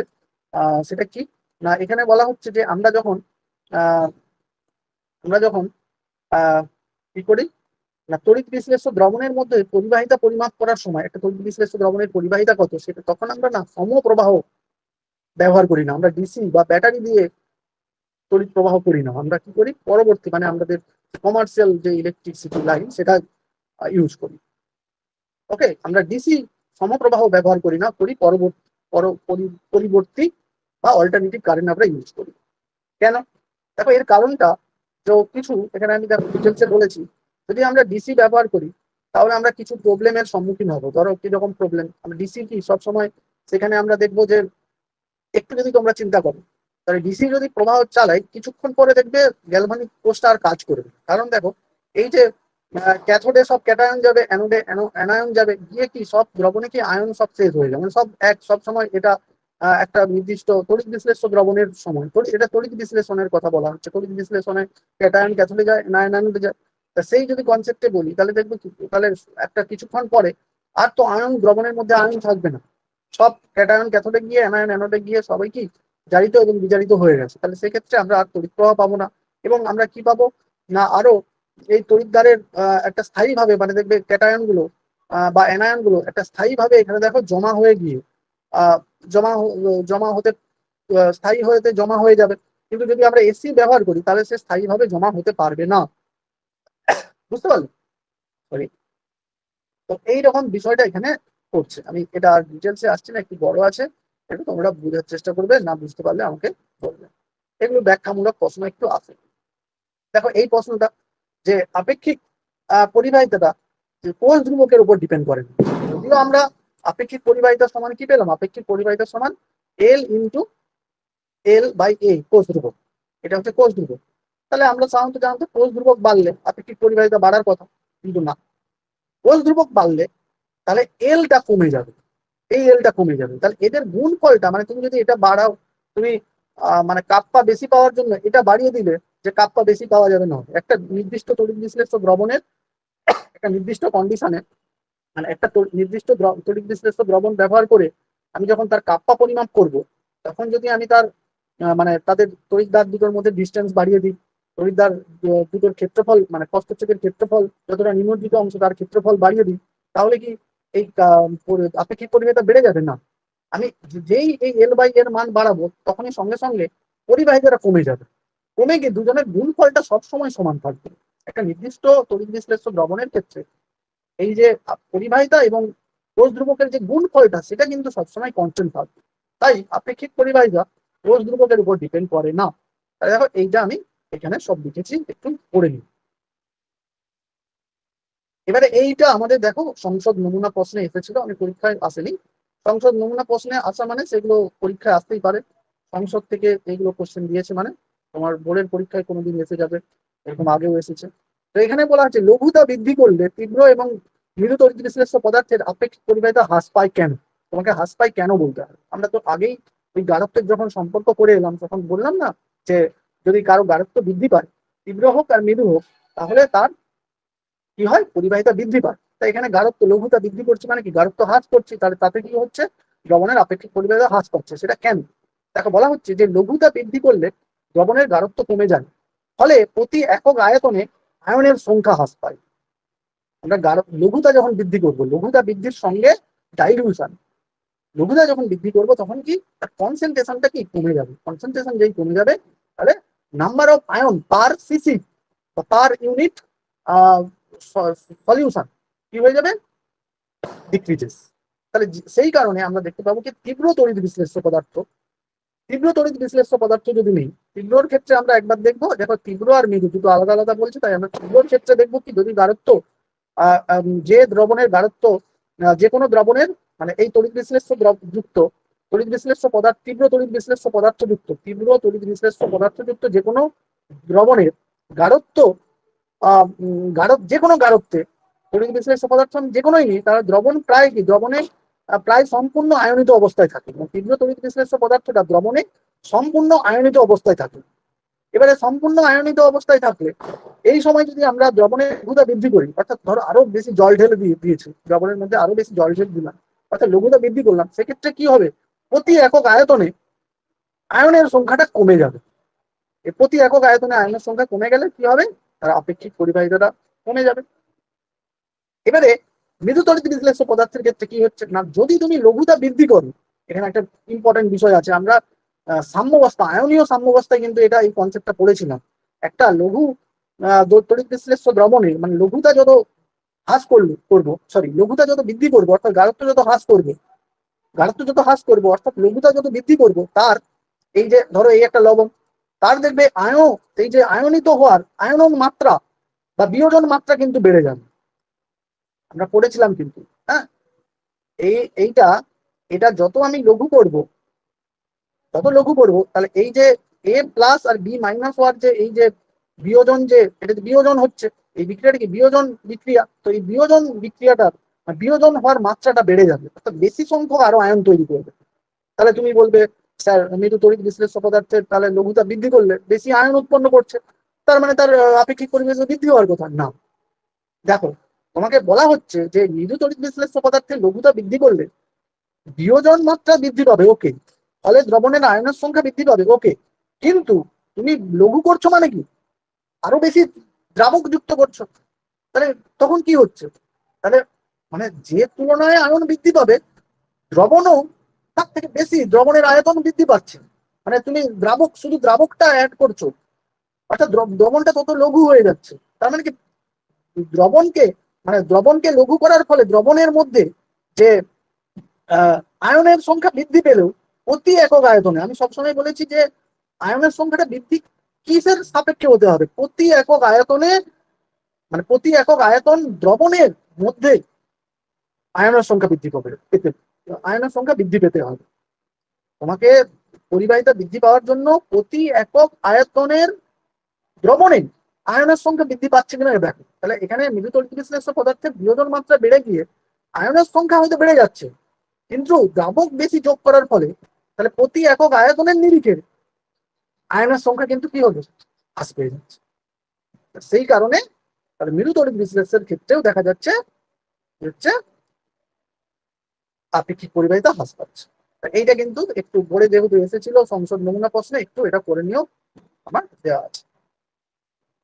চলো এবারে আমরা মোলার পরিবাহিতা করব। মোলার পরিবাহিতা দেখো, এটা সংসদ মক টেস্টে যখন তোমাদের সেই যখন লকডাউন ছিল, এগুলো সব স্মৃতি। এই লকডাউনের সময় দেখবে সংসদের ওয়েবসাইটে কিছু মক টেস্ট কোশ্চেন দেওয়া হতো, এটা সেই মক টেস্ট কোশ্চেন। ওকে, এটাও কিন্তু হয়তো ইম্পর্টেন্ট, যেহেতু মক কোশ্চেনের একটা দিয়েছিল মক টেস্টে, নিশ্চয়ই বোর্ড এটা ইম্পর্টেন্ট মনে করেছিল বা এগুলো দেওয়ার মতো মনে করেছিল। যদিও এটা ইম্পর্টেন্ট, অবশ্যই তোমাকে এমনি পরীক্ষায় সবসময় কি পরীক্ষায় আসার জন্য ভাব করতে হবে, এমনিতেই তোমাকে এর পুরো কনসেপ্টটা নেওয়ার জন্য, কারণ এই মোলার পরিবাহিতা দিয়ে আদার্স যে কোশ্চেন আসবে তার কনসেপ্ট নেওয়ার জন্য তোমাকে তো সংজ্ঞা মনে রাখতেই হবে। যাই হোক, মোলার পরিবাহিতা কাকে বলে দেখো, এবারে আসছি। পরিবাহিতাটা এটা হয়ে গেল, আপেক্ষিক পরিবাহিতা সব বুঝে গেলে, এবারে আমরা মোলার পরিবাহিতা। দেখো এই মোল কথাটা যুক্ত আছে, একটা দ্রবণের মোলার পরিবাহিতার বিষয়টা কি, যেটাকে আমরা কি করি, এটা ক্যাপিটাল ল্যামডা, তার নিচে এম কথাটা দেওয়া হয়। তাহলে মোলার পরিবাহিতা, মোলার পরিবাহিতাটা কি, একবারে সিম্পল। দেখো মোল কথাটা এই জন্যই আসছে, বলা হচ্ছে যে কোনো তড়িৎ বিশ্লেষ্য পদার্থের দ্রবণের যে আয়তনে উক্ত তড়িৎ বিশ্লেষ্য পদার্থের 1 মোল দ্রবীভূত আছে, অর্থাৎ 1 মোল তড়িৎ বিশ্লেষ্য পদার্থ আছে এমন আয়তনের দ্রবণের মধ্যে, যে মানে এমন আয়তনের দ্রবণের মধ্যে দুটো তড়িৎদ্বারকে যদি 1 সেমি ব্যবধানে রাখি এবং তাদের ক্ষেত্রফল যদি 1 সেমি, মানে দুটো 1 সেমি দূরেই রাখলে হবে, এখানে ক্ষেত্রফলের কথা ব্যাপারটা ইম্পর্টেন্ট নয়। মোটামুটি আমি যদি আরো শর্ট করে বলি, এটা না বললেও চলতো, যে কোনো তড়িৎ বিশ্লেষ্য পদার্থের আহ যে যে আয়তনের দ্রবণের মধ্যে 1 মোল তড়িৎ বিশ্লেষ্য পদার্থ আছে, সেই তড়িৎ বিশ্লেষ্য দ্রবণের পরিবাহিতাটাকে কি বলা হয়, মোলার পরিবাহিতা। ওকে, এটা বুঝতে পারলে? অ্যাকচুয়ালি তাহলে মোলার পরিবাহিতাটা পরিমাপ করার জন্য তো তোমাকে আহ একটা তড়িৎদ্বার যুক্ত করতে হবে। হ্যাঁ, সেই জন্যই বলছে তড়িৎদ্বারটাকে আমি যুক্ত করলাম, সেই জন্য এই শব্দটা মানে এইটা ইউজ করা হচ্ছে। কিন্তু আমি যদি যেটা বললাম, যদি তুমি বলো যে কোনো তড়িৎ বিশ্লেষ্য পদার্থের যে আয়তনের মধ্যে 1 মোল তড়িৎ বিশ্লেষ্য পদার্থ আছে, সেই আয়তনের দ্রবণের পরিবাহিতাটাকে বলা হয় মোলার পরিবাহিতা, সেটাও ঠিক হবে। তাহলে এখানে কি বলা হচ্ছে না, কোনো তড়িৎ বিশ্লেষ্য পদার্থের দ্রবণের যে আয়তনে উক্ত তড়িৎ বিশ্লেষ্য পদার্থের 1 মোল দ্রবীভূত আছে, সেই আয়তনের দ্রবণকে 1 সেমি ব্যবধানে অবস্থিত দুটো তড়িৎদ্বারের মধ্যে রাখলে যে পরিবাহিতা হয় তাকেই বলা হচ্ছে মোলার পরিবাহিতা। কথাটা বুঝতে পারলে? হ্যাঁ, তাকেই কি বলা হচ্ছে, মোলার পরিবাহিতা। ওকে, এবারে তাহলে আমরা এই মোলার পরিবাহিতার সঙ্গে, দেখো এটা HS 22-এ এসেছে, খুব ইম্পর্টেন্ট, সবে সবে এসেছে। তো এখানে কি বলা হচ্ছে না, তোমাকে কোশ্চেন করা হয়েছিল যে মোলার পরিবাহিতার সঙ্গে আপেক্ষিক পরিবাহিতার সম্পর্ক স্থাপন করো, এখানে সম্পর্ক স্থাপন করো কোশ্চেনটা এসেছে 2 নম্বরে। ওকে, আর সম্পর্ক কি, হ্যাঁ সম্পর্ক কি তো আমরা পরে যেটা পাচ্ছি একবারে শেষে, কিন্তু সম্পর্ক স্থাপন করো, কিন্তু এটা কোশ্চেন এসেছিল 22-এ। ওকে, দেখো আমরা তাহলে কি পাবো না, আমরা জাস্ট সংজ্ঞাটা নিয়ে এগোবো। সংজ্ঞায় কি বলা হচ্ছে না, যে আয়তনের দ্রবণের মধ্যে 1 মোল তড়িৎ বিশ্লেষ্য পদার্থ আছে, সেই তড়িৎ বিশ্লেষ্য দ্রবণের মধ্যে যদি আমরা 1 সেমি দূরে দুটো তড়িৎদ্বার রাখি, তখন যে পরিবাহিতাটা পাওয়া যায়, এই পরিবাহিতাটাকে কি বলা হচ্ছে, তখন যে পরিবাহিতাটা পাওয়া যায়, সেই পরিবাহিতাটাকে কি বলা হচ্ছে, মোলার পরিবাহিতা। যেহেতু দ্রবণের মধ্যে 1 মোল তড়িৎ বিশ্লেষ্য আছে, তাই সেই পরিবাহিতাটাকে আমরা কি বলছি, মোলার পরিবাহিতা। ওকে, এবারে আমরা সম্পর্কটা কি পাচ্ছি, সম্পর্কটা পাচ্ছি এটাই, যে আমরা তাহলে ধরে নিলাম যে 1 মোল তড়িৎ বিশ্লেষ্য পদার্থ দ্রবীভূত আছে ভিসিসি দ্রবণের মধ্যে। বললাম না যে আয়তনের দ্রবণের মধ্যে 1 মোল আছে সেটা আমি সেই আয়তনটা ধরো ভিসি। 1 মোল তড়িৎ বিশ্লেষ্য পদার্থ কত আছে? ভিসিসি দ্রবণের মধ্যে দ্রবীভূত আছে। এবারে দ্রবণের যদি আপেক্ষিক পরিবাহিতা কাপ্পা হয় তাহলে আমরা কি পাচ্ছি? দেখো আমরা এখনই আমরা আপেক্ষিক পরিবাহিতার সংজ্ঞায় আমরা কি পেলাম? 1 সিসি দ্রবণের পরিবাহিতাটা কি বলা হয়? আপেক্ষিক পরিবাহিতা। এখনই তো আলোচনা করে এলাম যে 1 সিসি দ্রবণের পরিবাহিতাটা কি বলা হয়? আপেক্ষিক পরিবাহিতা। সরি, তাহলে ভিসিসি দ্রবণের পরিবাহিতাটা কি বলি? Kappa into V. আমরা যদি 1 সিসি দ্রবণের পরিবাহিতাটা যদি আপেক্ষিক পরিবাহিতার সমান হয়, কাপ্পা হয়, তাহলে ভিসিসি দ্রবণের পরিবাহিতাটা কত হবে? Kappa into V. এবারে ওটাই তো বললাম ভিসিসি। ভিসিসি দ্রবণের পরিবাহিতাটাকে যে এই 1 মোলটা কোথায় আছে? ভিসিসির মধ্যে। তাহলে এই ভিসিসি দ্রবণের পরিবাহিতাটাকে কি বলা হচ্ছে? ভিসিসি দ্রবণে যেহেতু 1 মোল আছে, তাহলে এই ভিসিসি দ্রবণে 1 মোল আছে মানেই এই দ্রবণের পরিবাহিতাটাকে কি বলা হচ্ছে? মোলার পরিবাহিতা। তাহলে এইটা এইখানে এম হবে। তাহলে মোলার পরিবাহিতা সমান কি দাঁড়ালো? মোলার পরিবাহিতা দাঁড়ালো কাপ্পা ইন্টু ভি। ওকে, এবারে এই সমীকরণটা খুব একটা কাজের নয়, কারণ ভিটা অ্যাকচুয়ালি আমাদের দ্রবণের গাঢ়ত্ব দিয়েই বলে। আমাকে তো বলবে না যে 1 মোলটা ভিসির মধ্যে কত আছে, আমাকে এই এরকম গাঢ়ত্ব না দিয়ে তোমাকে গাঢ়ত্ব তো বলে যে কোনো একটা তড়িৎ বিশ্লেষ্য দ্রবণের গাঢ়ত্ব ধরো এম, এম মোলারিটি, তার গাঢ়ত্ব এম মোলারিটি। ওকে, মোলারিটি এম। এটাও মনে রাখবে। তাহলে আমরা কি পেলাম যে মোলার পরিবাহিতা সমান পরিবাহিতা, আপেক্ষিক পরিবাহিতা ইন্টু 1 মোল। 1 মোল তড়িৎ বিশ্লেষ্য যে আয়তনের মধ্যে আছে সেই আয়তনের গুণফল, কাপ্পা ইন্টু সেই আয়তন গুণ করলে কি পাবে? মোলার পরিবাহিতা। তো এখান থেকেই আমরা এই পরে আমরা মেন সমীকরণটা পাবো। এবারে আমরা এইটা পরীক্ষা, এটাই আমাদের ইম্পর্টেন্ট। ধরো তোমাকে একটা তড়িৎ বিশ্লেষ্য দ্রবণের মোলারিটি বলা হলো, মানে তার গাঢ়ত্বটা মোলারিটি দিয়ে বলা হচ্ছে। সেই মোলারিটি কত বলা হচ্ছে? এম। একটা তড়িৎ বিশ্লেষ্য পদার্থের মোলারিটি বলা হচ্ছে এম। মোলারিটি এম যদি বলা হয় তাহলে এম এর মানেটা কি? আমি সেই পুরোনো পড়াতে যাচ্ছি। মোলারিটি এম মানে 1 মোল তড়িৎ বিশ্লেষ্য আছে। দেখো আমরা মোলারিটি এম মানে কি, 1 এম মানে কি? মোলারিটি ধরো এক বললাম, এম তো একটা সংখ্যা। এই এমটা একটা কমন ভাবে আমি এম বললাম, কিন্তু এটা একটা সংখ্যাকে রিপ্রেজেন্ট করছে। সেটা আমি ধরো 1 বললাম, 1 মোলার। এটার মানে কি? যে 1 মোল পার লিটার দ্রবণ। 1 মোল পার বা 1 লিটার মানে 1000 সিসি। 1000 সিসি, তাহলে 1000 সিসিতে 1 মোল আছে। তাহলে এখানে আমি মোলারিটি এম বললাম মানে কি? 1 মোল তড়িৎ বিশ্লেষ্য দ্রবীভূত আছে 1000 সিসির মধ্যে, তাই তো? মোলারিটি এম মানে 1 মোল তড়িৎ বিশ্লেষ্য পদার্থ দ্রবীভূত আছে 1000 সিসির মধ্যে। এবারে আমরা সংজ্ঞা অনুযায়ী কি বুঝবো? 1 মোল কত দ্রবণের মধ্যে আছে। সেখানে দেখো 1 মোল যদি 1000 সিসির মধ্যে থাকে, তাহলে 1 মোল কতর মধ্যে আছে? 1 মোল তড়িৎ বিশ্লেষ্য আছে 1000/m এর মধ্যে, 1000/m সিসির মধ্যে, তাই তো? তাহলে আমরা এক্ষুনি তাহলে এই যে 1 মোল কত তড়িৎ বিশ্লেষ্য, মানে 1 মোল তড়িৎ বিশ্লেষ্য পদার্থ কত আয়তনের দ্রবণের মধ্যে থাকবে সেটা পেয়ে যাবো কি 1000/m করে। একটা তাহলে আমরা তাহলে এখন আমরা কি পাবো? মোলার পরিবাহিতা সমান কাপ্পা ইন্টু এই ভি। ভিটা এখন কত পেলো? কত আয়তন? 1000/m। তাহলে ভি মোলার পরিবাহিতা সমান কাপ্পা ইন্টু 1000/m। কথাটা বুঝতে পারলে? আমরা পেলাম কি যে মোলার পরিবাহিতা সমান কাপ্পা ইন্টু ভি। এই ভিটা কি? এই ভিটা একটা পার্টিকুলার আয়তন, যে আয়তনের মধ্যে 1 মোল তড়িৎ বিশ্লেষ্য পদার্থ আছে। তাহলে এই এবারে যদি তোমাকে একটা দ্রবণের গাঢ়ত্ব m মোল বলে দেয়, তাহলে 1 মোল কত সিসির মধ্যে আছে সেটা আমরা পেয়ে যাবো কি 1000/m করে। তাহলে আমরা এখন আমরা পাচ্ছি কি? তাহলে মোলার পরিবাহিতা সমান কাপ্পা আপেক্ষিক পরিবাহিতা ইন্টু ইন্টু 1000/m। এখানে এমটা কি? মোলারিটি। এমটা কি? মোলারিটি। ওকে, চলো এবারে ইউনিট। দেখো ইউনিট দিয়ে কিন্তু এখানে প্রচুর কোশ্চেন আসে, প্রত্যেক বছর 1 বছর ছাড়া ছাড়া ইউনিট দিয়ে কোশ্চেন আসে। মানে মোলার পরিবাহিতার ইউনিট কাকে বলো? 1 নম্বরের কোশ্চেন। বা এক্ষুনি আমরা তুল্যাঙ্ক পরিবাহিতা পড়বো, তারও ইউনিট জিজ্ঞাসা করে। এই দুটো মোলার পরিবাহিতা এবং তুল্যাঙ্ক পরিবাহিতার ইউনিট প্রত্যেক বছর প্রায় 1 বছর ছাড়া ছাড়া কিন্তু আছে। এবছর কি ইম্পর্টেন্ট কিনা আমাকে দেখতে হবে। আমরা যখন পরে কিউ আলোচনা করবো তখন আমরা নিশ্চয়ই এসব বিষয় নিয়ে আলোচনা করবো। তো এখন আমরা সবকিছু জানতে হবে। তো মোলার পরিবাহিতা কাকে বলে? সরি, মোলার পরিবাহিতা আমরা কি পেলাম? মোলার পরিবাহিতা সমান সংজ্ঞা থেকে আমরা ইউনিট মুখস্থ করবো না, আমরা জাস্ট ইউনিটটা ক্যালকুলেট করবো। মুখস্থ করতে গিয়ে ভুলে যাওয়ার চান্স বেশি, কিন্তু আমরা যদি বুঝে যাই তাহলে সেটা আমরা পরীক্ষায় নিজেই ক্যালকুলেট করে লিখতে পারবো, সঠিকটাই তখন আসবে, দেখবে এভাবে করলে সঠিকই আসবে। তো আমরা দেখো তাহলে এর ইউনিট বের করতে গিয়ে আমরা কাপ পার ইউনিট কি জানলাম, কাপ পার ইউনিটই জানছি ohm inverse, semi inverse, SI unit কি সিমেন্স মিটার ইনভার্স, এটা জানি।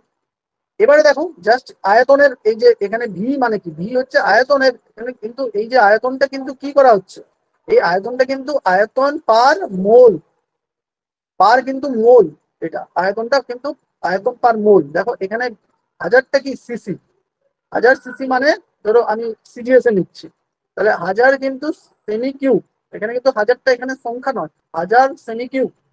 দেখো তুমি নিচে চলে যাও, এক্ষুনি যে আলোচনা করলাম সেটা কিন্তু হাজার সিসি ছিল, আর এটা কি এম মোল, তাহলে এর ইউনিটটা কিন্তু এই পার্টটার ইউনিট হলো সেমি কিউব বাই মোল, অর্থাৎ সেমি কিউব মোল ইনভার্স। দেখো সেমি কিউব মোল ইনভার্স, মিটারে হলে মিটার কিউব মোল ইনভার্স।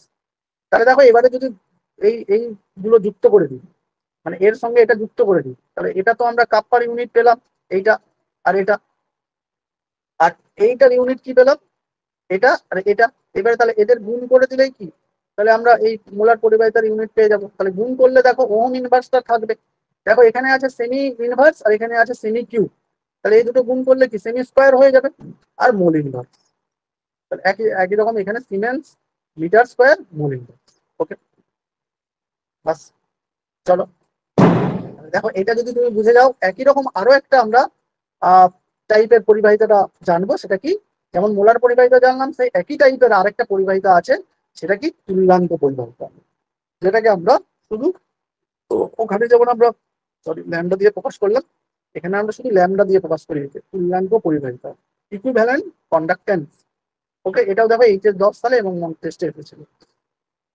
দেখো এখানেও একই রকম সংজ্ঞা বলবো, ওই একই রকম সংজ্ঞা কি বলা হচ্ছে না, কোনো তড়িৎ বিশ্লেষ্য পদার্থের দেখো আমি সংজ্ঞাটা আবার বলছি, কোনো তড়িৎ বিশ্লেষ্য পদার্থের দ্রবণের যে আয়তনের মধ্যে, ওখানে যেমন 1 মোল ছিল, দেখো এখানে তাহলে ইকুইভ্যালেন্ট ওয়েট থাকতে হবে, ইকুইভ্যালেন্ট ওয়েট বুঝতে পারলে, যেমন 1 মোল, মোল মোল কনসেপ্ট জানো, তুল্যাঙ্ক ভার, তুল্যাঙ্ক ভার পদার্থের, মানে এখানে লবণের তুল্যাঙ্ক ভারই আছে, আমি একটু বলে দিচ্ছি, তুল্যাঙ্ক ভার, তুল্যাঙ্ক ভার মানে ইকুইভ্যালেন্ট ওয়েট।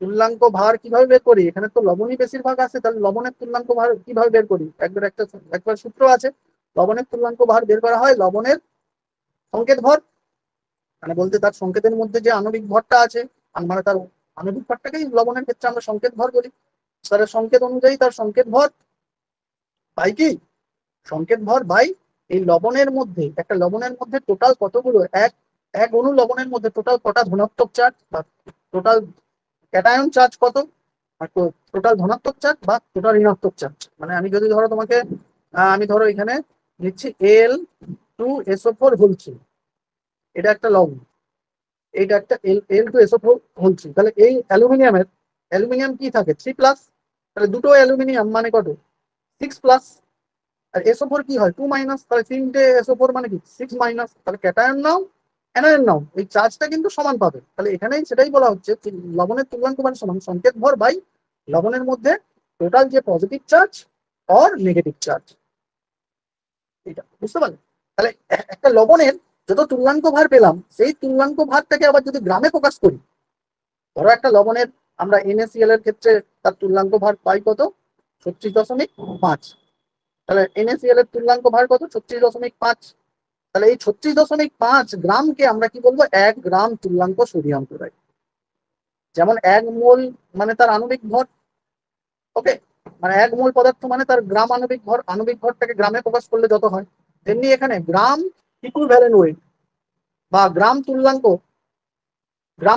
ভার, গ্রাম ইকুইভ্যালেন্ট মানে ইংরেজিতে লিখছি গ্রাম, তাহলে এটা আমি লিখে দিচ্ছি 1 গ্রাম, 1 গ্রাম তুল্যাঙ্ক, দেখো 1 গ্রাম নয় কিন্তু 1 গ্রাম তুল্যাঙ্ক, গ্রামের পরে একটা হাইফেন দিয়ে তুল্যাঙ্কটা থাকলে এটা একটা অন্য একক হয়ে যাচ্ছে, অন্য একটা রাশি বোঝাচ্ছে, 1 গ্রাম নয় কিন্তু 1 গ্রাম তুল্যাঙ্ক, 1 গ্রাম তুল্যাঙ্ক মানে কত, যার 1 গ্রাম তুল্যাঙ্ক বলছি সে তার যত যত তুল্যাঙ্ক ভার হয় তত গ্রামকে 1 গ্রাম তুল্যাঙ্ক বলে। আমি যদি এটা NaCl এর 1 গ্রাম তুল্যাঙ্কের কথাই আসি, তাহলে 1 গ্রাম তুল্যাঙ্ক NaCl মানে কত না এই 36.5 গ্রাম, ওকে 36.5 গ্রাম, তাহলে 2 গ্রাম তুল্যাঙ্ক মানে এর 2 গুণ, 3 গ্রাম তুল্যাঙ্ক NaCl মানে এর 3 গুণ। ক্লিয়ার? তাহলে এখানে সেটাই আসছে যে তো এখানে আসছে যে কোন তড়িৎ বিশ্লেষ্য দ্রবণের যে আয়তনের মধ্যে উক্ত তড়িৎ বিশ্লেষ্য পদার্থের 1 গ্রাম তুল্যাঙ্ক দ্রবীভূত আছে। ওখানে ছিল 1 মোল, এখানে আসছে 1 গ্রাম তুল্যাঙ্ক যত দ্রবণের মধ্যে আছে, সেই দ্রবণের কত আয়তনের দ্রবণের মধ্যে যদি আমরা 1 সেমি দূরে দুটো তড়িৎদ্বারকে রাখি, তখন যে পরিবাহিতা দেখা যায় সেই পরিবাহিতাটাকে কি বলা হচ্ছে? তুল্যাঙ্ক পরিবাহিতা। ক্লিয়ার? তাহলে এটাই আমাদের জাস্ট। এবারে এখানেও দেখো এদের মধ্যে আমি রিলেশন টানবো। রিলেশন দেখো এইগুলো ফাঁকা ফাঁকা হয়ে গেছে, দেখা হয়নি আমার। দেখো তো এখানেও দেখো তুলনা করব আমরা। একই রকম ভাবে তুলনা যদি করি, তাহলে এখানেও আমরা ধরে নিচ্ছি যে 1 গ্রাম তুল্যাঙ্ক কোন একটা পদার্থ, তড়িৎ বিশ্লেষ্য পদার্থ, সেই VCC-র মধ্যে আছে। তাহলে আমরা একই রকম এক সিসি দ্রবণের পরিবাহিতা কি বলি? কাপ্পা। তাহলে VCC দ্রবণের পরিবাহিতা কত পাবো? Kappa into V. ওই একই রকম ভাবে এগোবো। তাহলে আমরা যদি কাপ্পা ইন্টু ভি পাই, এবারে আমরা এক্ষুনি কি বললাম? ভি এর মধ্যেই কি আছে? ভি আয়তনের মধ্যেই, VCC-র মধ্যেই আছে 1 গ্রাম তুল্যাঙ্ক। 1 গ্রাম তুল্যাঙ্ক কত দ্রবণের মধ্যে আছে? VCC-র মধ্যে। তাহলে এই VCC দ্রবণের তুল্যাঙ্ক মানে পরিবাহিতাটা যেটা আসছে কাপ্পা ইন্টু ভি, সেটাই কি তার তুল্যাঙ্ক পরিবাহিতা। VCC-র মধ্যে যেহেতু 1 গ্রাম তুল্যাঙ্ক পদার্থ আছে, তাহলে এই ভিসিসির পরিবাহিতাটা কত এলো? এইটা। তাহলে এই ভিসি আমি তো সংজ্ঞায় কি বললাম? 1 তুল্যাঙ্ক যত আয়তনের মধ্যে আছে তার পরিবাহিতা তাকেই কি বলা হয়? দ্রবণের তুল্যাঙ্ক পরিবাহিতা। সেটা সমান কি এলো? Kappa into V. তাহলে এবারে এই যে নরমালিটি, এটা আমরা দ্রবণ নিয়ে পড়েছি। নরমালিটি মানে কি? ওই একই রকম ভাবে মানে নরমালিটি মানে যত গ্রাম তুল্যাঙ্ক, মানে ধরো আমি বললাম এন গ্রাম তুল্যাঙ্ক মানে 1 মোল, যেমন আমরা 1 মোল যদি দ্রবীভূত থাকে 1000 সিসির মধ্যে, তখন বলি তার মোলারিটিকে কি বলি? 1 এন। 1 মোলার মানে কি? 1 মোল আছে 1000 সিসি দ্রবণে। তেমনি এক নর্মালিটি, বা 1 নর্মাল মানে কি? 1 নর্মাল মানে 1 গ্রাম তুল্যাঙ্ক আছে, 1 গ্রাম ইকুইভ্যালেন্ট, 1 গ্রাম ইকুইভ্যালেন্ট, 1 গ্রাম ইকুইভ্যালেন্ট পদার্থ আছে কার মধ্যে? 1000 সিসির মধ্যে হচ্ছে। এই যে কোন একটা দ্রবণের মধ্যে, তাহলে এন নর্মালিটি মানে কি? নর্মালিটি এন মানে কি? তাহলে এন গ্রাম তুল্যাঙ্ক আছে। তাহলে এক নর্মালিটি মানে 1 গ্রাম তুল্যাঙ্ক পদার্থ আছে 1000 সিসির মধ্যে। তাহলে এন গ্রাম তুল্যাঙ্ক নর্মালিটি যদি এন বলি, এই একের জায়গায় যদি এন আসে, নর্মালিটি এন বললাম ধরো, সেই নর্মাল এন মানে সেটাও একটা সংখ্যা, মোলারিটির মতো একটা সংখ্যা। তো সেই যদি তাহলে নর্মালিটি এন বললে, তাহলে সেটা কি বোঝাচ্ছে? না, এন গ্রাম তুল্যাঙ্ক তড়িৎ বিশ্লেষ্য পদার্থ দ্রবীভূত আছে 1000 সিসির মধ্যে। তাহলে 1 গ্রাম তুল্যাঙ্ক তড়িৎ বিশ্লেষ্য দ্রবীভূত আছে 1000/n এর মধ্যে। একই রকম। তাহলে তাহলে 1 গ্রাম তুল্যাঙ্ক তড়িৎ বিশ্লেষ্য পদার্থ যত সিসির মধ্যে দ্রবীভূত থাকে, সেই সেই সেই দ্রবণের আয়তনটা কি পেয়ে গেলাম? 1000/n। তাহলে ভি এর আয়তন কি? যে ভি এর পরিমাণটা কত পেয়ে গেলাম? ভি এর পরিমাণ পেয়ে গেলাম 1000/n। তাহলে আমরা একই রকম তাহলে মিশিয়ে কি পাচ্ছি? যে তুল্যাঙ্ক পরিবাহিতা সমান ল্যামডা সমান আপেক্ষিক পরিবাহিতা ইন্টু কি? কত সিসি দ্রবণের মধ্যে 1 তুল্যাঙ্ক আছে? 1000/n সিসির মধ্যে। তাহলে এটাও আমরা তাহলে কি পেলাম? দেখো ওখানে আমরা মোলার পরিবাহিতা পেলাম, আপেক্ষিক পরিবাহিতা কাপ্পা ইন্টু 1000 মোলারিটি, এনটাদের মোলারিটি। এখানে আমরা তুল্যাঙ্ক পরিবাহিতা পেলাম কাপ্পা ইন্টু 1000/নর্মালিটি। ওকে। তাহলে দেখো আমরা এখানেও এটাও পরীক্ষায় আসে, তুল্যাঙ্ক পরিবাহিতার ইউনিট ওই একই রকম পরিমাপ করব। দেখো ওখানে জাস্ট ওখানে পার মোলের জায়গায় এখানে ইকুইভ্যালেন্ট, ইকুইভ্যালেন্ট ইনভার্স। কারণ এখানে কি আমরা যে এইটা পেলাম, এইটার ইউনিট কি হবে? এটা উপরে আছে 1000, তার মানে এটা যদি সিজিএস এ ধরি, তাহলে এটা সেমি কিউব অর্থাৎ সিসি। আর নিচে কত আছে? এন মানে কি? N equivalent. এন গ্রাম তুল্যাঙ্ক, আমি যদি বাংলায় লিখি তাহলে গ্রাম তুল্যাঙ্ক ইনভার্স। বাংলায় লিখলে কি বলবো? গ্রাম তুল্যাঙ্ক ইনভার্স। লিখবো যে গ্রাম তুল্যাঙ্ক, গ্রাম তুল্যাঙ্ক ইনভার্স। ওকে, ইউনিটটা ইংরেজিতে লিখবে ভালো হবে। তো এটা আমরা পাচ্ছি। ওকে, চল এবারে দেখো, এটাও আমাদের পরীক্ষায় আসে, এসেও ছিল। এটা পরীক্ষায় আসেনি এখনো, যাই হোক আসতে পারে। সেটা হচ্ছে মোলার পরিবাহিতা, অর্থাৎ এই যে ল্যামডা এম এবং তুল্যাঙ্ক পরিবাহিতার মধ্যে তো সম্পর্ক, তুল্যাঙ্ক পরিবাহিতা অর্থাৎ ল্যামডা এম এবং ল্যামডার মধ্যে সম্পর্ক আমরা দেখব। দেখো কিছু নয়, আমরা যদি আমরা পেলাম কি না, এটা পেলাম, আমরা মোলার পরিবাহিতা সমান পেলাম এটা, তুল্যাঙ্ক পরিবাহিতা সমান পেলাম এটা। এবারে যদি আমরা এই ল্যামডা এম বাই ল্যামডা করি, তাহলে আমরা দেখতে পেলাম কি অ্যাকচুয়ালি ল্যামডা এম এর সঙ্গে ল্যামডা ল্যামডা এম সমান কি পেলাম? কাপ্পা ইন্টু হাজার বাই এম। দেখো এমটা কিন্তু নিচে আছে, মানে এই মোলার পরিবাহিতার সঙ্গে মোলারিটির কিন্তু ব্যস্ত সম্পর্ক তখন নিচে। ওকে, তাহলে এখানেও দেখো তুল্যাঙ্ক পরিবাহিতা সমান কাপ্পা ইন্টু হাজার বাই এম। ওকে, এটাও কিন্তু তখন নিচে আছে। তাই আমি যখন এদের ল্যামডা এম বাই ল্যামডা নিব, তাহলে নিশ্চয়ই ল্যামডা এম এর সঙ্গে নিচে থাকবে এম, নিচে থাকবে, আমি এখানে একটু লিখে দিচ্ছি মনে করো, এই তাহলে এম এর সঙ্গে তখন নিচে এম থাকবে, উপরে বা তুমি যদি দুটোকে ভাগ করো এর সঙ্গে এ, তাহলে এনটা দেখবে, এনটা হচ্ছে যেহেতু এটার সঙ্গে এটা ভাগ করছো, তাহলে কি এনটা উপরে চলে যাবে। ল্যামডা এম বাই ল্যামডা করছো, তাহলে এনটা উপরে গিয়ে তাহলে কি এন বাই এন পাবো, এন বাই এন। তাহলে আমরা পেলাম কি না, ল্যামডা এন অর্থাৎ মোলার পরিবাহিতা সমান, মোলার পরিবাহিতা বাই তুল্যাঙ্ক পরিবাহিতা সমান এন বাই এন। দেখো তুল্যাঙ্ক পরিবাহিতা নর্মালিটি কোনাকুনি, মোলার পরিবাহিতা মোলারিটি কোনাকুনি। ওকে, এবারে আমরা দেখবে এটা একটু মনে রাখবে, আমি আর ওটা ডিটেলসে আর এখন বলা তো যাবে না। তো সেটা যে নর্মালিটি, আমরা জানি এটা নর্মালিটি কোন একটা তড়িৎ বিশ্লেষ্য দ্রবণের নর্মালিটি সমান মোলারিটি ইনটু তড়িৎ বিশ্লেষ্যের প্রতি অণুতে মোট ক্যাটায়ন এবং অ্যানায়নের মোট যোগ্যতা, মানে ওইটা ওই যে চার্জ, মোট চার্জ, ওই যেটা আমরা তুল্যাঙ্ক পরিবাহিতা বের করলাম। অ্যালুমিনিয়াম সালফেটের ক্ষেত্রে, Al2SO4 এর ক্ষেত্রে এই যে ক্যাটায়ন বা অ্যানায়ন, তার টোটাল চার্জটা কত এলো? 6। ক্যাটায়নের ক্ষেত্রেও মানে চার্জটা ধরবে না, টোটাল ক্যাটায়ন চার্জ বা অ্যানায়নের চার্জ কত হলো? 6। এই 6টাকে এখানে জেড দিয়ে প্রকাশ করা হচ্ছে।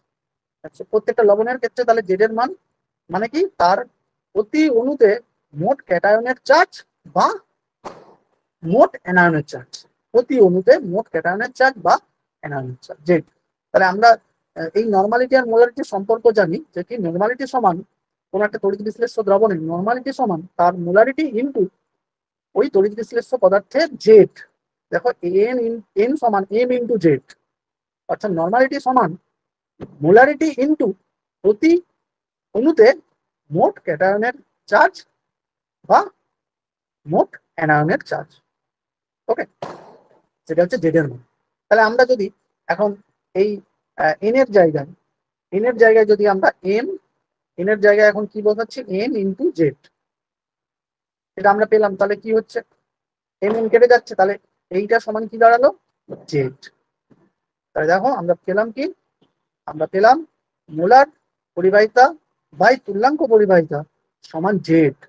জেডটা আমি এখন কি এখনই আলোচনা করলাম, জেডটা কি প্রত্যেকটা লবণের ক্ষেত্রে জেড আলাদা আলাদা আসবে। তাহলে এই জেড এর মান জানলে তাহলে আমি দুটো মোলার পরিবাহিতা তুল্যাঙ্ক পরিবাহিতার ক্ষেত্রে সম্পর্ক পেয়ে যাবো। দেখো এখানে আমি উদাহরণ দিয়ে একটা টেবিল দিয়ে দিয়েছি। দেখো এখানে ধরো এই তড়িৎ বিশ্লেষ্য পদার্থগুলো ক্ষেত্রে জেড এর মান কত, দেখো তুমি নিজেই বের করো জেড এর মান। এইচ সিএল কে ভাঙলে কি এইচ প্লাস সিএল মাইনাস, তাহলে এখানে জেড এর মান কত? 1। এ NO3 কে ভাঙলে কি হবে? এ প্লাস NO3 মাইনাস, তাহলে এখানে জেড এর মান টোটাল পজিটিভ চার্জ আর টোটাল নেগেটিভ চার্জ কত? একই আসছে। এখানে NaCl কেও ভাঙলে 1 আসবে। তাহলে দেখো এদের ক্ষেত্রে এই লবণগুলোর ক্ষেত্রে জেড এর মান কত? 1। তাহলে আমরা এক্ষুনি সম্পর্ক কি পেলাম? মোলার পরিবাহিতা সমান জেড ইনটু তুল্যাঙ্ক পরিবাহিতা। তাহলে আমরা এটা কি এই ক্ষেত্রে যেহেতু 1, তাহলে এদের ক্ষেত্রে মোলার পরিবাহিতা আর তুল্যাঙ্ক পরিবাহিতা কি, এই লবণগুলোর ক্ষেত্রে মোলার পরিবাহিতা আর তুল্যাঙ্ক পরিবাহিতা কি সমান হয়ে গেল। এবার দেখো এই লবণের ক্ষেত্রে Na2SO4, এর যদি আমরা কি পাবো, তাহলে যদি ভাঙি, তাহলে Na2 আছে মানে 2Na+, Na তো প্লাসই হবে, তার ভাঙতে নিশ্চয়ই জানো। এগুলো কিন্তু আবার অনেকে প্রচুর মিস করো, আমি তো দেখেছি স্টুডেন্টদের এইগুলো, তোমরা ক্লাস 11-12 পড়েও কিন্তু এই একটা লবণকে ক্যাটায়নে ভাঙাটা এখনো কিন্তু ঠিকঠাক শেখোনি, অনেকেই আছে। যাই হোক, আমি তাদের জন্য আছি। কি করবে দেখো, এখানে এনে কটা আছে, চার্জটা পরে, এখানে দেখো Na2SO4, তাই সংখ্যাগুলো আগে লিখে নেবে, এনে, তারপরে কি SO4, লিখলে। এবারে তোমরা মনে করো তো SO4 এর কি হয়, SO4 কখনো সবসময় 2- বা সোডিয়াম দেখবে 11 নম্বরে আছে, মানে তার যদি ইলেকট্রন বিন্যাস করি 2, 8, 1, তার মানে একটা ইলেকট্রন সে ছাড়তে পারে, তাই সোডিয়াম সবসময় 1+ই হয়, নিশ্চয়ই সে 2+ বা 3+ হবে, সোডিয়াম সবসময় 1+ হয়, তাহলে সোডিয়াম প্লাস। তাহলে যদি তুমি সোডিয়াম একটা মানে যে কোনো একটা চার্জ দিতে পারলেই কিন্তু অন্য চার্জটা যদি ভুলেও যাও দিতে পারবে ঠিকঠাক করে হিসাব করে। তাহলে দেখো এখানে Na+ হয়তো আমরা যদি জানি, তাহলে এখানে 2Na+ আছে, মানে টোটাল ক্যাটায়ন কতগুলো 2n, মানে একটা n এর জন্য একটা প্লাস, তাহলে দুটো n এর জন্য 2+, তাহলে এখানে 2+, তাহলে নিশ্চয়ই এটা একটা আছে, তাহলে এর ক্ষেত্রেই দুটো মাইনাস দিতে হবে, 2- বা -2, তাহলে বুঝতে পারলে। তাহলে এদের এটা এখানে তাহলে টোটাল ক্যাটায়ন চার্জ কত হলো 2+, এখানে টোটাল ক্যাটায়ন চার্জ কত হলো 2-, তাহলে মানে জেড এর মান কত এখানে 2। ওকে, তাহলে জেড এর মান 2, তখন তাহলে কি হচ্ছে দেখো, মোলার পরিবাহিতা সমান 2 × তুল্যাঙ্ক পরিবাহিতা। তাই এর ক্ষেত্রে তো আমি পরিমাপ করলাম কি জেড এর মান 6, তাহলে আমরা পাচ্ছি কি মোলার পরিবাহিতা সমান 6 × তুল্যাঙ্ক পরিবাহিতা। ওকে, চলো আমরা এবারে কিছু এক্সট্রা আর 2-4টা বিষয়, সেটা হলো ধরো অসীম লঘুতায় মোলার পরিবাহিতা, এটা খুব ইম্পর্টেন্ট।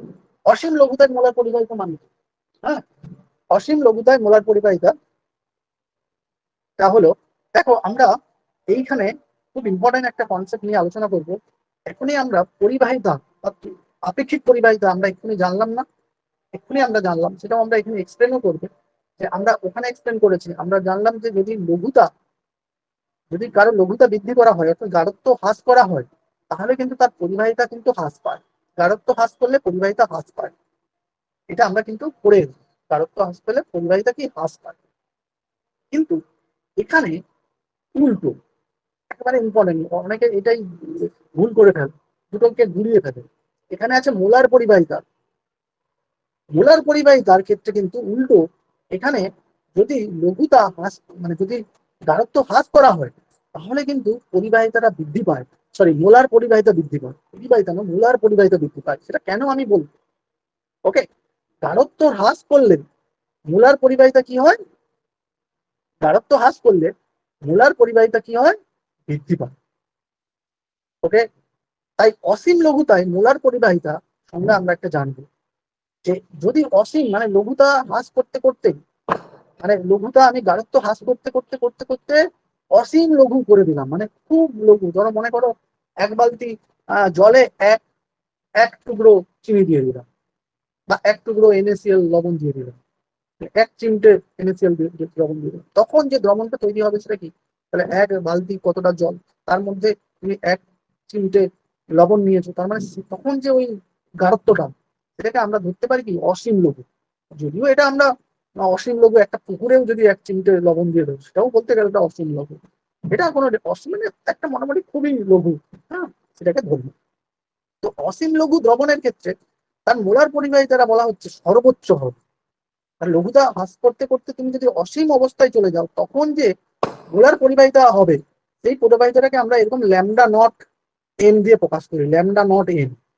এবারে বলা হচ্ছে যে আমরা একটা দ্রবণে যত বেশি লঘু হবে, তার অতিরিক্ত লঘুকরণে মোলার পরিবাহিতা, আর মানে যখন আমরা একবারে অতিরিক্ত লঘু করে দেবো, মোলার পরিবাহিতা কিন্তু অসীম লঘুতায় গিয়ে একটা ফিক্সড হয়ে যাবে, মানে তারপরে আর অসীম লঘুতায় যে মানটা আসবে, মোলার পরিবাহিতার যে মানটা, তাকে আমি যদি সেই দ্রবণকে আরো অসীম করি, আরো লঘু করি, তার ক্ষেত্রে কিন্তু আর পরিবর্তন হবে না, মানে একটা অসীম অবস্থায় গিয়ে একটা মানে দ্রবণের তড়িৎ বিশ্লেষ্য দ্রবণের তার যে মোলার পরিবাহিতাটা সর্বোচ্চ সীমায় গিয়ে পৌঁছে যাবে, এই সর্বোচ্চ সীমার যে পরিমাণটাকে বলা হচ্ছে তার মোলার পরিবাহিতার একটা সীমাস্ত মান, লিমিটিং একটা ভ্যালু। ওকে, এবারে আমরা জানবো যে অসীম লঘুতায় মোলার পরিবাহিতা সর্বোচ্চ হয়, যেটা আমি বললাম যে কোনো একটা দ্রবণের তড়িৎ বিশ্লেষ্য দ্রবণের অসীম লঘুতায় তার মোলার পরিবাহিতাটা সর্বোচ্চ হয়। এবারে আমরা সেটা বুঝবো কেন সর্বোচ্চ হয়। তাহলে এই কেনর কথাটার উত্তর পাওয়ার জন্য তাহলে আমরা তো এই যে তড়িৎ বিশ্লেষ্য পদার্থটা নিচ্ছি সেটা তো একটা তীব্র তড়িৎ বিশ্লেষ্য পদার্থ হতে পারে বা মৃদু তড়িৎ বিশ্লেষ্য পদার্থ হতে পারে। তো বলা হচ্ছে যে তীব্র তড়িৎ বিশ্লেষের ক্ষেত্রে কেন অসীম লঘুতায় মোলার পরিবাহিতা কেন বৃদ্ধি পায় সেটা আমরা আলোচনা করব। আর মৃদু তড়িৎ বিশ্লেষ্য পদার্থের ক্ষেত্রে অসীম লঘুতায় কেন পরিবাহিতা বৃদ্ধি পায়, মোলার পরিবাহিতা পরিবাহিতা নয় কিন্তু মোলার পরিবাহিতা কেন বৃদ্ধি পায়, কারণ পরিবাহিতা কিন্তু হ্রাস পায়। লঘুতা হ্রাস মানে গাঢ়ত্ব হ্রাস করলে লঘুতা বৃদ্ধি করলে বা গাঢ়ত্ব হ্রাস করলে কিন্তু পরিবাহিতাটা হ্রাস পায়, কিন্তু মোলার পরিবাহিতা বৃদ্ধি পায়। একবারে মাথার মধ্যে ঢুকিয়ে নাও না। তো এখানে বলা হচ্ছে যে লঘুতা বৃদ্ধি করলে আয়নগুলোর মধ্যে আন্তর আকর্ষণ বল হ্রাস পায়। আমরা যখন যদি আমরা কেউ একটা গাঢ়ত্ব বেশি গাঢ়ত্বের দ্রবণ নিই, তাহলে তার মধ্যে ধরো তার মধ্যে আমি ধরো একটা NaCl এর দ্রবণ নিলাম, তাহলে NaCl গুলো Na+Cl- গুলো Na+Cl- এইগুলো সব কাছাকাছি অবস্থায় কাছাকাছি আছে। আচ্ছা কাছাকাছি আছে, তাহলে কাছাকাছি থাকলে কি হবে, তাদের মধ্যে কি একটা আন্তর আণবিক আকর্ষণ বল বেশি হবে। তাহলে যেই আমি গাঢ়ত্ব এদের কমিয়ে দেবো, তাহলে Na+Cl- এগুলো কি দূরে দূরে চলবে, বা গাঢ়ত্ব কম মানে কি এদের দেখবে যখন অসীম লঘু হবে তাহলে এদের দূরত্ব অনেক বেড়ে গেছে, অনেক দূরত্ব মানে দূরে দূরে আয়ন গুলো আছে, তার মানে তাদের মধ্যে যে আন্তরাণবিক আকর্ষণ বল কি অনেক কম। এবার আন্তরাণবিক আকর্ষণ বল কম হলে তাদের মধ্যে না গতিবেগ বেশি হবে। তাহলে তুমি মনে করো Na+ ছুটতে চাইছে, এই ক্যাটায়নটা ক্যাথোডের দিকে ছুটতে চাইছে, এবারে পেছন থেকে ক্লোরিন- যদি কাছাকাছি থাকে একে কি করবে, টানবে, একে টেনে রাখবে, তাই তো। তার ফলে কি এই সোডিয়াম+ কি তার গতিবেগ কমে যাবে, গতিবেগ কমে গেলে কি তার মোলার পরিবাহিতা হ্রাস পাবে। তাহলে যখন আমরা একবার অসীম লঘু করবো তখন এর ধারে এই সোডিয়াম+ এর ধারে কাছে আর কোনো আয়ন নেই, তাহলে সে ফ্রিলি ছুটতে পারবে। মনে করো তোমাকে একটা একটা কোথাও মেলা হচ্ছে, সেই মেলার মধ্যে তোমাকে মেলার মাঠে বলতে হচ্ছে তুমি কত জোরে ছুটতে পারবে ছুটে, এই বলো তুমি যদি কত জোরে ছুটতে চাও, তাহলে তো মেলার লোকের সঙ্গে তোমার ক্রমশ ধাক্কাধাক্কি হওয়ার ফলে তোমার গতিবেগটা ক্রমশ থেমে যাবে। কিন্তু তোমাকে যদি একটা ফাঁকা মাঠে ছুটতে বলা হয় তাহলে তুমি ফ্রিলি ছুটতে পারবে। এখানেও কেসটা সেরকমই হয়েছে। মোলার পরিবাহিতার ক্ষেত্রে যেহেতু একটা নির্দিষ্ট দ্রবণের মধ্যে নিয়েছি, তো সেই নির্দিষ্ট দ্রবণের মধ্যে 1 মোল যদি থাকে, তাহলে সেই যদি মনে করো তাহলে সেই দ্রবণটা যদি আমরা অনেক লঘু করে দিই, ওকে, আমরা যদি সে অনেক লঘু একটা দ্রবণ হয়, তাহলে সেই লঘু দ্রবণের ক্ষেত্রে আমরা কি তার মোলার পরিবাহিতাটা কি কম পাবো, সরি মোলার পরিবাহিতার কি বৃদ্ধি পাবো। লঘু যখন করবো তাহলে ওই যে কন্ডিশনটা বললাম, লঘু যখন করবো দেখো আমার ভুলে যাচ্ছে ব্যাপারটা, কিন্তু মাথায় রাখবি না, যেই লঘুতা বৃদ্ধি করবো সেই কি সোডিয়াম+এর কাছাকাছি আর কোনো আয়ন থাকবে না, অর্থাৎ আন্তর আণবিক আকর্ষণ বল হ্রাস পাবে। ফলে কি তারা ফ্রিলি ছুটাছুটি মোবিলিটি তাদের গতিবেগ মোবিলিটি তাদের বেশি হবে। মোবিলিটি বেশি হলে কি মোলার পরিবাহিতাটা বৃদ্ধি পাবে। কথা বুঝতে পারলে। তাহলে তীব্র তড়িৎ বিশ্লেষ্য পদার্থের ক্ষেত্রে যদি আমরা লঘুতা বৃদ্ধি করি তার মোলার পরিবাহিতা কি বৃদ্ধি পাবে। তাহলে এই অনুযায়ী আমরা দেখো একটা গ্রাফ করবো, এই গ্রাফটাও আসতে পারে। তো মোলার পরিবাহিতার অসীম লঘুতা, এইটা কি অসীম লঘুতায় মোলার পরিবাহিতার সঙ্গে তার গাঢ়ত্বের রুট রুট এটা একটা ইকুয়েশন আছে, ইকুয়েশনটা দরকার নেই। তো আমাদের এই আহ, অসীম লঘুতার সঙ্গে এই যে গাঢ়ত্বের এই রুট রুট সি মানে গাঢ়ত্বই ধরো, গাঢ়ত্বের যদি সম্পর্ক করি তাহলে আমরা একটা এরকম স্ট্রেট লাইন মানে ডিক্রিজিং হচ্ছে এখানে, মানে এর যে এটা পাবো নতিটা কি নেগেটিভে আসবে, সেই জন্য আমরা পরপর কমছে দেখো, বাড়াচ্ছি লঘুতা মানে এই গাঢ়ত্বটা বাড়াচ্ছি। এখন গাঢ়ত্ব বাড়তে কি এখানে দেখো আমি বলছি গাঢ়ত্ব যত বাড়বে, উল্টোটা যদি আমি এই লঘুতা বৃদ্ধি না করে লঘুতা হ্রাস করি, অর্থাৎ গাঢ়ত্ব যদি বাড়াই তাহলে কি মোলার পরিবাহিতা হ্রাস পাবে। তাহলে দেখো আমি গাঢ়ত্ব বাড়াচ্ছি, মোলার পরিবাহিতা দেখো পরপর পরপর পর কমে যাচ্ছে, মোলার পরিবাহিতা পরপর কমে যাচ্ছে, গাঢ়ত্ব এদিকে বৃদ্ধি করছি। তাহলে এখানে যখন এই গাঢ়ত্ব, তখন মোলার পরিবাহিতা গাঢ়ত্ব আরো বৃদ্ধি করে দিলাম, গাঢ়ত্ব আরো বৃদ্ধি করে দিলাম, মোলার পরিবাহিতা কি হয়ে গেল এতটা কমে গেল, কমতে কমতে এরকম স্ট্রেট লাইনেও কমতে থাকবে। এটা কিন্তু তীব্র তড়িৎ বিশ্লেষের ক্ষেত্রে স্ট্রেট লাইনে কমতে থাকবে। তো মৃদু তড়িৎ বিশ্লেষের ক্ষেত্রেও আমরা যখন ওই একই রকম, এখানেও ওই একই গল্প, আমরা যখন মৃদু তড়িৎ বিশ্লেষ্য পদার্থের ক্ষেত্রে এখানে কি একটু এক্সপ্লেনেশনটা একটু অন্যরকম, মানে আরেকটু এক্সট্রা একটা জিনিস অ্যাড করা হচ্ছে। এখানেও কি ওই ব্যাপারটা তো লাগবে লাগবে আরো কি, যখন আমরা দেখবো যে অসীম লঘু দ্রবণের ক্ষেত্রে মানে মৃদু তড়িৎ বিশ্লেষের অসীম লঘু দ্রবণের ক্ষেত্রে বিয়োজন মাত্রা একেবারে সর্বোচ্চ পর্যায়ে চলে যাবে। ওকে, আমরা বললাম না মৃদু তড়িৎ বিশ্লেষের ক্ষেত্রে তার গাঢ়ত্ব যত হ্রাস করবে তার যে এই যে বিয়োজন মাত্রাটা বেড়ে যাবে। তাহলে যখন আমি একেবারে অসীম লঘু করে দেবো, তাহলে এই বিয়োজনটা একেবারে সর্বোচ্চ মাত্রায় চলে যাবে, বলতে গেলে তখন এই পুরোটা বিয়োজিত হয়ে যাবে। তাহলে মানে কি, তখন বেশি আয়ন আয়ন বৃদ্ধি পাবে। ওকে, তাহলে কি মোলার পরিবাহিতা বৃদ্ধি পাচ্ছে। তো এটা তুমি এইভাবে এরকম শর্ট অ্যান্সার দেবে।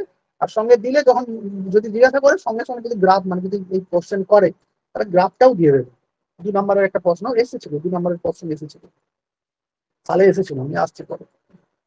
তাহলে তাহলে এক্ষেত্রে দেখো গ্রাফটা একটু অন্যরকম হয়েছে। গ্রাফটা অন্যরকম মানে এখানে এরকম স্ট্রেট লাইনে ডিক্রিজ করছে না, মৃদুর ক্ষেত্রে এরকম একটা কার্ভ লাইনে ডিক্রিজ করছে। এটাই জাস্ট এর সঙ্গে পার্থক্য, ডিক্রিজ করছে। যে আমি যেই লঘুটা মানে গাঢ়ত্ব বৃদ্ধি করছি, লঘুতা হ্রাস করছে বা গাঢ়ত্ব বৃদ্ধি করছে, তাহলে মোলার পরিবাহিতা কমছে, কিন্তু সেটা স্ট্রেট লাইনে তড়িৎ বিশ্লেষণের ক্ষেত্রে কমে, এখানে কার্ভ একটা লাইনে, হ্যাঁ, হাইপার প্যারাবোলা, হ্যাঁ, পরাবৃত্তাকার পরাবৃত্তাকার লেখচিত্রটা তৈরি হবে। ওকে,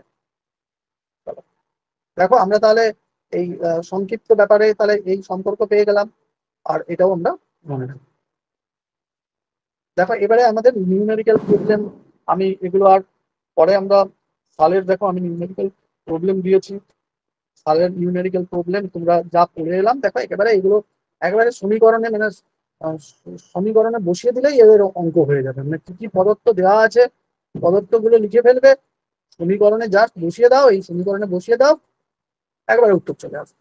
একবারে সহজ অঙ্ক। দেখো এসেছিল 18-তে, এসেছিল আমাদের 16-তে এসেছে। হ্যাঁ, তো এগুলো আমরা পারবো। তো আর একটা লাস্ট কনসেপ্ট, সেটা দিয়ে আমি আজকের ক্লাসটা শেষ করব। সেটা কি না, কোল রাসের সূত্র। কোল রাসের সূত্রটা দিয়ে কিন্তু আমাদের কোশ্চেন আসে। তা এখনকার দিনে কোশ্চেনটা বেশি আসে কোল রাসের সূত্র দিয়ে।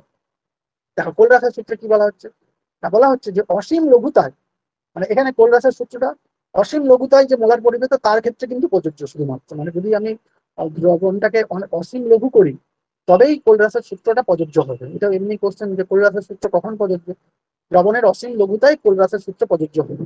তাহলে বলা হচ্ছে অসীম লঘুতায় কোনো তড়িৎ বিশ্লেষ্য দ্রবণে বা কোনো তড়িৎ বিশ্লেষ্য পদার্থের যে দ্রবণে তার যে মোলার পরিবাহিতা, তার উপাদান আয়নগুলোর মোট মোলার আয়নীয় পরিবাহিতার সমষ্টির সমান। আবার বলছি, কি বলছি না, অসীম লঘুতায় কোনো তড়িৎ বিশ্লেষ্য দ্রবণের মোলার পরিবাহিতা, এটা মোলার পরিবাহিতা হবে, অসীম লঘুতায় মোলার পরিবাহিতা তার উপাদান আয়নগুলির মোট মোলার আয়নীয় পরিবাহিতার সমষ্টির সমান।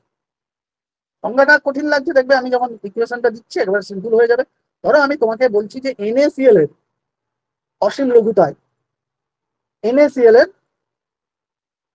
মোলার পরিবাহিতা কত হবে। অসীম লঘুতায় যখন NaCl কে তড়িৎ বিশ্লেষ্য হিসেবে নিয়েছে এবং অসীম লঘু করে দিয়েছে, এই সময় NaCl এর মোলার পরিবাহিতা কত হবে, সেটা সমান, তার মোলার পরিবাহিতাটা সমান এই দ্রবণের মধ্যে Na+Cl- ভেঙে যায়। তাহলে এই যে এইটা সমান, অসীম লঘুতায় কোনো তড়িৎ বিশ্লেষ্য পদার্থের মোলার পরিবাহিতা সমান তার আয়নগুলোর, এখানে কে কে আয়ন আছে, সোডিয়াম প্লাস আছে আর ক্লোরিন মাইনাস আছে। তাহলে আয়নগুলোর যদি আমি আলাদা আলাদা মোলার পরিবাহিতা বের করি, ধরো আমি Na+ এর মোলার পরিবাহিতা বের করলাম অসীম লঘুতায়, আর ক্লোরিনের ক্লোরিনের এখানে ছোট ল্যাম্ডা এগুলো ব্যবহার করা হয়, অসীম লঘুতায় নট মানে অসীম লঘুতায় তার ক্লোরিনের মোলার পরিবাহিতা বের করলাম। তাহলে এই যে সোডিয়ামের মোলার পরিবাহিতা আর ক্লোরিনের মোলার পরিবাহিতা এই দুজনের সমষ্টির সঙ্গে সমান হবে। তাহলে দেখো বলেছি NaCl এর মোলার পরিবাহিতা সমান সোডিয়াম ক্যাটায়ন গুলোর মোলার পরিবাহিতা বদলে আমি কি বলছি, আয়নীয়, মানে কিন্তু আয়নের পরিবাহিতাটাকে বলা হচ্ছে মোলার আয়নীয় পরিবাহিতা। মোলার আয়নীয় পরিবাহিতা সোডিয়াম প্লাসের মোলার আয়নীয় পরিবাহিতা আর ক্লোরিন মাইনাসের মোলার আয়নীয় পরিবাহিতা সমষ্টির সঙ্গে সমান। এবারে দেখো এটা NaCl বলে একটু সহজ হয়ে গেল। মানে আরো একটা বিষয় আমাদের মাথায় রাখতে হবে, ধরো আমি তার জন্য তোমাদের, ধরো আমি অন্য একটা লবণ নিচ্ছি, ধরো আমি এটা নিচ্ছি AlCl3। ওকে, AlCl3, তাহলে এর ক্ষেত্রে এর অসীম লঘুতায় মোলার পরিবাহিতা সমান, এখানে Al কি, Al তার Al কি 3+ অবস্থায় থাকে, মানে AlCl3টাকে তুমি ভেঙে ফেলো, AlCl3 ভাঙলে কি হয়, Al 3+ আর 3Cl-। ওকে, তাহলে এই যে তাহলে অ্যালুমিনিয়ামের মোলার পরিবাহিতা প্লাস কি, দেখো এখানে কিন্তু 3টে ক্লোরিন আছে, তাই কি 3 লিখতে হবে তোমার। এখানে যত টোটাল এই যে বলছে মোট মোলার আয়নীয় পরিবাহিতা, মোট মোলার আয়নীয় পরিবাহিতা, তাহলে এর টোটাল অ্যানায়ন গুলোর মোট আয়নীয় পরিবাহিতা, মোলার আয়নীয় পরিবাহিতা কত হবে? 3 ইন্টু ল্যামডা নট, ছোট ল্যামডা এটা হবে, মানে আয়নগুলোর মোলার পরিবাহিতাটাকে আমি ছোট ল্যামডা দিয়ে প্রকাশ করবো, তাহলে ক্লোরিন মাইনাস। ওকে দেখো, তাহলে অ্যালুমিনিয়ামের মোলার পরিবাহিতা সমান অ্যালুমিনিয়াম 3+-এর, সরি অ্যালুমিনিয়াম 3+-এর মোলার পরিবাহিতা প্লাস 3 ইন্টু ক্লোরিন মাইনাসের মোলার পরিবাহিতা। ওকে, তাহলে এগুলোই আমি এখানে গাণিতিক রূপটা দিয়েছি, একটা কমন ভাবে লবণ নিয়ে তোমরা এগুলো এটা বুঝতে পারবে। তাহলে একই রকম ভাবে দেখো, এগুলো আমি যেমন করালাম, এই যে Fe2SO4 এর ক্ষেত্রে এই মোলার পরিবাহিতা কিভাবে লিখবো এগুলো আমি করালাম। তো এই কোলরাসের সূত্র প্রযোজ্য কিভাবে কি ক্ষেত্রে হয়, এখানে আমি একটা লাস্ট অঙ্ক দিয়ে তোমাদের আজকে শেষ করবো। এই অসীম লঘুতায় মোলার পরিবাহিতা আমরা একটা অ্যাপ্লিকেশন আছে, মানে এই যে কোলরাসের সূত্র একটা অ্যাপ্লিকেশন কি না, অসীম লঘুতায় মৃদু তড়িৎ বিশ্লেষের মোলার পরিবাহিতা আমরা সরাসরি নির্ণয় করতে পারি না। ধরো একটা মৃদু তড়িৎ বিশ্লেষ্য পদার্থ নিলাম, ধরো অ্যাসিটিক অ্যাসিড নিলাম, কি অ্যামোনিয়াম হাইড্রোক্সাইডও একটা মৃদু তড়িৎ বিশ্লেষ্য পদার্থ, অ্যামোনিয়াম হাইড্রোক্সাইড, অ্যাসিটিক অ্যাসিড, তো এগুলো মৃদু তড়িৎ বিশ্লেষ্য পদার্থ। তো অসীম লঘুতায় এদের অসীম লঘুতায় মোলার পরিবাহিতা কত হবে সেটা আমরা ডাইরেক্টলি ক্যালকুলেট করতে পারি না বা সরাসরি মাপতে পারি না। কিন্তু তার জন্য আমরা কি করি না, কিছু তীব্র তড়িৎ বিশ্লেষ্য পদার্থের ক্ষেত্রে কিন্তু আমরা সেটা করতে পারি। তীব্র তড়িৎ বিশ্লেষ্য পদার্থের ধরো আমরা NaCl, NaOH, হ্যাঁ, অ্যামোনিয়াম ক্লোরাইড, এগুলো কিন্তু সব তীব্র তড়িৎ বিশ্লেষ্য পদার্থ। এদের ক্ষেত্রে কিন্তু আমরা এই মানে অসীম লঘুতায় মোলার পরিবাহিতা নির্ণয় করতে পারি। তাহলে যেহেতু অসীম লঘুতায় মৃদু তড়িৎ বিশ্লেষ্য পদার্থের মোলার পরিবাহিতা নির্ণয় করতে পারি না, তাই আমরা কোলরাসের সূত্রটা প্রয়োগ করে মৃদু তড়িৎ বিশ্লেষ্য পদার্থের অসীম লঘুতায় মোলার পরিবাহিতা পরিমাপ করতে পারি। তীব্র তড়িৎ বিশ্লেষ্য কিছু তীব্র তড়িৎ বিশ্লেষ্য পদার্থের অসীম লঘুতায় মোলার পরিবাহিতা যদি আমরা জানি, তার ভ্যালু এগুলো এক একটা আছে ভ্যালু, সেই ভ্যালুগুলো যদি জানি, তাহলে সেই ভ্যালুগুলো দিয়ে আমরা আরেকটা মৃদু তড়িৎ বিশ্লেষ্য যার সরাসরি নির্ণয় করা যাচ্ছে না, তার আমরা অসীম লঘুতায় মোলার পরিবাহিতা নির্ণয় করতে পারবো। জাস্ট আমরা একটা অঙ্ক দিয়ে এই ব্যাপারটা বুঝে নিচ্ছি। চলো দেখো, একবারে 2015-তে এসেছিল একটা অঙ্ক, কি বলা হচ্ছে দেখো, বলছে 298 ডিগ্রি সেলসিয়াস উষ্ণতায় অ্যামোনিয়াম হাইড্রোক্সাইডের মোলার পরিবাহিতা নির্ণয় করে। ওকে, দেওয়া আছে, দেখো অ্যামোনিয়াম হাইড্রোক্সাইড কি, অ্যামোনিয়াম হাইড্রোক্সাইড একটা, বললাম এক্ষুনি, একটা মৃদু তড়িৎ বিশ্লেষ্য পদার্থ যার মোলার পরিবাহিতা অসীম লঘুতায় আমরা সরাসরি ডাইরেক্টলি নির্ণয় করতে পারি না। তোমাকে নির্ণয় করতে বলেছে ক্যালকুলেশন, মানে আমরা থিওরিটিক্যাল ভাবে কোলরাসের সূত্র প্রয়োগ করে নির্ণয় করতে পারি, নির্ণয় করতে বলা হয়েছে কোলরাসের সূত্র প্রয়োগ করে। তো তার জন্য দেওয়া আছে কিছু, দেখো অ্যামোনিয়াম ক্লোরাইড, NaCl, NaOH, এগুলোকে সব তীব্র তড়িৎ বিশ্লেষ্য পদার্থ, এদের অসীম লঘুতায় মোলার পরিবাহিতার মানগুলো দেওয়া আছে। অ্যামোনিয়াম ক্লোরাইডের কত, 149 siemens centimetre square metre square. দেখো সিমেন্স এখানে আমার কোশ্চেনে কিন্তু সিমেন্স ছিল, যদিও এখানে এখানে কিন্তু ওহম ইনভার্স বা মো কথাটা ইউজ করা উচিত এসআই এর ক্ষেত্রে, কিন্তু আমার কোশ্চেনের মধ্যে সিমেন্স ছিল, যদিও বলছি এক সিমেন্স মানে কি এক ওহম ইনভার্স, তাই এখানেও যদি আমরা এসআই এর ক্ষেত্রে যে সিমেন্স ইউজ করা হয় তাহলে এস ইউজ করা হয়, কিন্তু এখানে কিন্তু করতে পারি, কোনো অসুবিধা নেই, যেহেতু দুটো একই আছে। তাহলে অ্যামোনিয়াম ক্লোরাইডের কত, 149, NaCl এর কত, 126, আর অ্যামোনিয়াম হাইড্রোক্সাইডের কত, সোডিয়াম হাইড্রোক্সাইডের কত, 248। তাহলে এই ভ্যালুগুলো আমরা মানে তীব্র তড়িৎ বিশ্লেষ্য পদার্থের অসীম লঘুতা, এগুলো আমরা এই ভ্যালুগুলো আমরা ক্যালকুলেট করে রেখেছি বা এগুলো আমরা জানি, এগুলো আমরা মাপতে পারি। তাহলে এইটা দিয়ে, এদের দিয়ে আমরা কি এই অ্যামোনিয়াম হাইড্রোক্সাইডে, যাকে সরাসরি মাপতে পারি না, কোলরাসের সূত্র প্রয়োগ করে আমরা মাপতে পারি। আমরা থিওরিটিক্যালি কিন্তু মানে একে আমরা মানে পরীক্ষা করে, মানে সেট আপ বানিয়ে এর অসীম লঘু করে আমরা এর মোলার পরিবাহিতা না বের করতে পারবো না। তাই আমরা এই যে কিছু তীব্র তড়িৎ বিশ্লেষ্য পদার্থ আছে সেই মানগুলো দিয়ে আমরা এটার বেরিয়ে যাবে কোলরাসের সূত্র প্রয়োগ করে, সেটাই আমরা এটা দেখে নেবো। দেখো কোশ্চেনের এটাই কোশ্চেন দিয়েছে কিভাবে আমরা কোলরাসের সূত্র প্রয়োগ করবো। দেখো আমরা কি জানি না, অ্যামোনিয়াম হাইড্রোক্সাইডের, তাহলে আমরা পাচ্ছি, দেখো আমরা প্রথমে এটাই নির্ণয় করতে চাইছি, অসীম লঘুতায় অ্যামোনিয়াম হাইড্রোক্সাইডের মোলার পরিবাহিতা সমান কি, তাহলে আমরা এইটা সমান জানি কি কোলরাসের সূত্র অনুযায়ী অ্যামোনিয়াম, মানে এইটা জানি, এটা মানে কি এদের ক্যাটায়ন আর এনায়ন গুলোর টোটাল মোলার পরিবাহিতার, মোলার আয়নীয় পরিবাহিতার সমষ্টির সমান। তাহলে এটাকে আমরা এই ক্যাটায়ন এনায়নে ভেঙে এটা পাচ্ছি আর এটা পাচ্ছি। তাহলে এই যদি এই ক্যাটায়নের মোলার পরিবাহিতা, মোলার আয়নীয় পরিবাহিতা আর এই অ্যানায়নের মোলার পরিবাহিতাটা আমরা পেতে পারি, তাহলে সেটাকে যুক্ত করেই কি আমরা এটা পেয়ে যাবো। এবারে আমরা এইটা পাওয়ার জন্য, এই ভ্যালুটা পাওয়ার জন্য দেখো অ্যামোনিয়াম প্লাসটা কার মধ্যে আছে, এই অ্যামোনিয়াম ক্লোরাইডের মধ্যে অ্যামোনিয়াম প্লাস আছে, তাই না? তাই আমি কি লিখবো, দেখো এই অ্যামোনিয়া যেমন লিখেছি সঙ্গে ক্লোরিন মাইনাসটাও লিখবো। কি লিখবো, অ্যামোনিয়াম প্লাসের মোলার পরিবাহিতা, দেখো আমরা কি লিখেছি, অ্যামোনিয়াম প্লাসের মোলার পরিবাহিতা প্লাস মোলার আয়নীয় পরিবাহিতা প্লাস ক্লোরিন মাইনাসের মোলার পরিবাহিতা। তুমি বলবে স্যার এখানে তো ক্লোরিন নেই, এই উপরে তো ক্লোরিন নেই, নেই কি আছে, আমি পরে এই ক্লোরিন মাইনাসটা এমন ভাবে লিখবো এই ক্লোরিন মাইনাসটা মাইনাস হয়ে যাবে। দেখো কায়দাটা কি করছি, মানে আমি এর থেকে যে আয়নগুলো পাওয়া যাচ্ছে সেই আয়নগুলোকে এমন ভাবে লিখবো, এই এমন ভাবে লেখার পরে মানে যোগ বিয়োগ করে দেখা যাবে এই দুটো আয়ন পড়ে যাবে, এই দুটো আয়ন পড়ে যাবে, অর্থাৎ এর তখন আমি পেয়ে যাবো। সেটাই আমি কি করছি, আমার আমার এই অ্যামোনিয়ামটা লাগবে, অ্যামোনিয়ামটা লিখেছি, পাশে কি লিখেছি ক্লোরিন মাইনাস। এবার ক্লোরিন মাইনাসটা একটা এক্সট্রা লেখা হয়ে গেল যেটা আমার দরকার নেই। তো এই এক্সট্রা জিনিসটা আমরা পরে কিভাবে এলিমিনেট করব সেটা পরে আসছে। এবারে দেখো এই ওইচ মাইনাস আছে, আমাদের দরকার ওইচ মাইনাসের, তাহলে ওইচ মাইনাস কার মধ্যে আছে, সোডিয়াম ক্লোরাইড সোডিয়াম হাইড্রোক্সাইডের মধ্যে, তাই এখানে সোডিয়াম আর ওইচ মাইনাসকে আমরা একসঙ্গে দেখো একটা ব্র্যাকেটের মধ্যে লিখেছি, একে একটা, এই দুটোকে একটা ব্র্যাকেটের মধ্যে লিখেছি, এই দুটোকে একটা ব্র্যাকেটের মধ্যে লিখেছি। তাহলে এখানেও দেখো আমার তো অ্যামোনিয়াম আর ওইচ আছে, কিন্তু এই যে ক্লোরিন মাইনাস আর এনএ প্লাস এটা এক্সট্রা দুটো লেখা হয়ে গেল। এবারে এইটাকে এলিমিনেট করার জন্য তাহলে আমরা কি করলাম, মাইনাস এনএ প্লাস আর সিএল মাইনাসের মোলার পরিবাহিতা। দেখো আমরা এইখানে কি আছে, মাইনাস আছে, তাহলে যেই মাইনাস দেবো তাহলে এইটা, এইটা আর এইটা তো কেটে গেল, আর এটাও কি, এটা যেমন মাইনাস আছে প্লাসে মাইনাসে এটাও মাইনাস হয়ে যাবে, তখন তাহলে মাইনাস ক্লোরিন, আর এইখানে দেখো প্লাস ক্লোরিন, তাহলে এটাও এটাও এটাও কেটে যাবে। ব্যাপারটা বুঝতে পারলেন কিভাবে লিখলাম? তাহলে এবারে এইভাবে লেখার ফলে তার মানে মানে এইটা তাহলে এইটা সমান এই যোগ বিয়োগ করলে তো এটাই দাঁড়াবে আগের স্টেপে যেটা লিখেছে, আগের স্টেপে যে দুটো আয়ন, সেই দুটো আয়নকে আমি আরো কিছু, সেই দুটো আয়নের সঙ্গে আরো কিছু এক্সট্রা আয়ন যুক্ত করেছি বটে, আবার সেইগুলো সেই এক্সট্রা আয়নগুলোকে কাটানোর জন্য আরো মানে এলিমিনেট করার জন্য আমরা ব্যবস্থা করে নিয়েছি। তাহলে এবারে দেখো এই যে ব্র্যাকেটের অ্যামোনিয়াম, তাহলে এইটা সমানই কি, এই পুরো এইটা সমানই এইটা, এর উপরে যেটা আছে। এবার তাহলে এইটা লেখার ফলে দেখো একটা কি চলে এলো, এই যে অ্যামোনিয়াম আর ক্লোরিন এই দুটো যুক্ত করলে কি, এই ব্র্যাকেটের মধ্যে লিখেছে এই দুটো যুক্ত করলেই তো অ্যামোনিয়াম ক্লোরাইড পাওয়া যাবে, তাই না? এই অ্যামোনিয়াম ক্লোরাইডকে অ্যামোনিয়াম আর ক্লোরিন, তাহলে এইটা কি অ্যামোনিয়াম, তাহলে এটা প্লাস হয়ে গেল।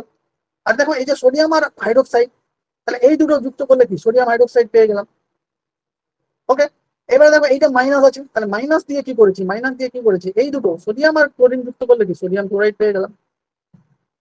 ওকে, তাহলে অ্যাকচুয়ালি কি না, আমরা এই অ্যামোনিয়াম ক্লোরাইডের অসীম লঘুতায় মোলার পরিবাহিতা পেতে গেলে আমরা কি করবো, অ্যামোনিয়াম ক্লোরাইডের মোলার পরিবাহিতার সঙ্গে সোডিয়াম হাইড্রোক্সাইডের মোলার পরিবাহিতা যুক্ত করে যদি সোডিয়াম ক্লোরাইডের মোলার পরিবাহিতা বিয়োগ করে দিই, দেখো এই যে সোডিয়াম অ্যামোনিয়াম ক্লোরাইডের মোলার পরিবাহিতা বলেছিলাম 149, সোডিয়াম তার সঙ্গে কি করবো, সোডিয়াম হাইড্রোক্সাইডের মোলার পরিবাহিতা 248, তাহলে 149 আর 248 যুক্ত করে আমরা যদি তার থেকে অ্যামোনিয়াম সরি সোডিয়াম ক্লোরাইড, দেখো এই যে সোডিয়াম ক্লোরাইড, এটা কি মাইনাস সোডিয়াম ক্লোরাইড, তাহলে সোডিয়াম ক্লোরাইডের ভ্যালু কত 126, এই 126 মাইনাস করে দিতেই কি 271 উত্তর এসে গেছে।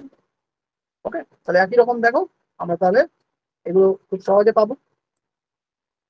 চলো আর একটু জাস্ট বিষয়, তাহলে আমরা আরো একটা বিষয় জানি যে এই যে বিয়োজন মাত্রা, এই যে একটা অসীম লঘুতায় একটা মিউতড়িৎ বিশ্লেষ্য পদার্থের বিয়োজন মাত্রা, মানে আমরা সেই আয়নীয় সাম্যাবস্থায় পড়েছিলাম যে বিয়োজন মাত্রা আলফা দিয়ে প্রকাশ করা হয়। আলফা মানে একটা একটা লবণ সে এ প্লাস আর বি মাইনাস ধরো ভেঙে যাচ্ছে, তো সেক্ষেত্রে কি তার কি হারে বিয়োজন নিত হচ্ছে, সেই বিয়োজন মাত্রাটা আমরা যদি আলফা বলি, তো এখানে বলা হচ্ছে যে বিয়োজন মাত্রা সমান একটা নির্দিষ্ট গাঢ়ত্বে মোলার পরিবাহিতা এবং অসীম লঘুতায় মোলার পরিবাহিতার অনুপাত। বিয়োজন মাত্রা সমান একটা নির্দিষ্ট গাঢ়ত্বে, ধরো একটা নির্দিষ্ট গাঢ়ত্ব সি গাঢ়ত্বে মোলার পরিবাহিতা যদি ল্যামডা এম হয়, এবং ওই দ্রবণকে যদি আমরা অসীম লঘু করে দিই তখন যদি মোলার পরিবাহিতা অসীম লঘুতায় মোলার পরিবাহিতা ল্যামডা নট এম হয়, তাহলে এই দুজনের অনুপাত কি ওই তড়িৎ বিশ্লেষ্য, যে তড়িৎ বিশ্লেষ্যটা নিয়েছি সেই তড়িৎ বিশ্লেষ্যের বিয়োজন মাত্রার সমান হয়ে যাবে। তাহলে আলফা সমান lambda M by lambda naught M. দেখো এগুলো আমরা এই ব্যাপারগুলো ওই আনুষঙ্গিক আসছে, যে আমরা কি জানি বিয়োজন ধ্রুবক সমান আলফা স্কোয়ার সি, তো এগুলো যদি কেউ ওই আয়নীয় সাম্যাবস্থা করা থাকে আমার এটাই মেন লাগবে, আমি এগুলো দিয়েছি, এগুলো বুঝতে পারলে কিনা আমাকে হোয়াটসঅ্যাপে বলো। এগুলো এক্সট্রা, সবার জন্য নয়। যদি কেউ পারো সেটা করবে, মানে বোঝার চেষ্টা করবে, না বুঝতে পারলে আমাকে হোয়াটসঅ্যাপে মেসেজ করবে বা ফোন করবে। আচ্ছা, তারপরে আমরা এইভাবে দেখো, এখান থেকে 2023-এ এখান থেকে জাস্ট কোশ্চেন এসেছে। তোমাকে বলেছে যে কি বের করতে বলেছে, মোলার পরিবাহিতা বের করতে বলেছে এবং শতকরা বিয়োজন মাত্রা বের করতে বলেছে। বিয়োজন মাত্রা শতকরা কি, এটা হচ্ছে দশমিকে, আলফাটা কি একটা দশমিকে আছে, তাহলে শতকরা করতে গেলে আমি আলফার সঙ্গে 100 গুণ করে দিলেই শতকরা বিয়োজন মাত্রা পেয়ে যাবো। ওকে, তাহলে তোমাকে আলফা বের করতে দিয়েছে। আর দেখো আলফা বের করার জন্য তাহলে আগে আমি এই যে ল্যামডা বের করে নিয়েছি, তারপরে দেখো অসীম লঘুতায় ল্যামডা নট বের করে নিয়েছে। এবার তাহলে আলফা সমান, দেখো আলফা সমান lambda M by lambda naught, আর ভ্যালু গুলো বসিয়েই কি এটা পেয়ে গেছি। এবার তোমাকে শতকরা বলছে, তাই আলফা ইন্টু 100 করে দিয়েছি, তাহলে ভ্যালুটা এসে গেছে এটা, তাহলে অ্যান্সার এসে গেছে এটা। ক্লিয়ার? তাহলে এইগুলো দেখে নিও নোটে। তো আমরা এরপরে হোমওয়ার্ক দেবো, হোমওয়ার্কের সময় নিউমেরিক্যাল প্রবলেম গুলো তোমাদের নিশ্চয়ই ডাউট হলে অবশ্যই জিজ্ঞাসা করবে। চলো আপাতত আজকে আমাদের এখানেই ক্লাসটা শেষ হয়ে গেল, নোটটা। তো আমাদের জাস্ট আর একটু অংশ বাকি আছে ওই ব্যাটারি ট্যাটারি নিয়ে, যেগুলো একটু অতটা ইম্পর্টেন্ট নয়, তবু একটা দুটা কোশ্চেন আসতে পারে। আম, তেমন কোশ্চেন আগে আসেনি, তবে দু একটা জায়গায় একটু ইম্পর্টেন্ট আছে ব্যাটারি সংক্রান্ত কিছু বিষয়। আর তোমাদের একটা নতুন সিলেবাসে অ্যাড হয়েছে লিথিয়াম ব্যাটারি, যেটা আমরা বিভিন্ন এখন ইলেকট্রিক্যাল যে ইভি সেক্টরে আমরা লিথিয়াম আয়ন ব্যাটারি ব্যবহার করি। সেই লিথিয়াম আয়ন ব্যাটারিটা তোমাদের এই নতুন সিলেবাসে অ্যাড হয়েছে, ওটাও আমরা ডিসকাস করবো। তাহলে আপাতত পরের দিন একটা ছোট একটা নোট দিলেই, মানে আরেকটা ছোট্ট নোট দিলেই, 2-3 পাতার ছোট্ট একটা নোট দিলেই আমাদের এই চ্যাপ্টারটা কমপ্লিট হয়ে যাবে।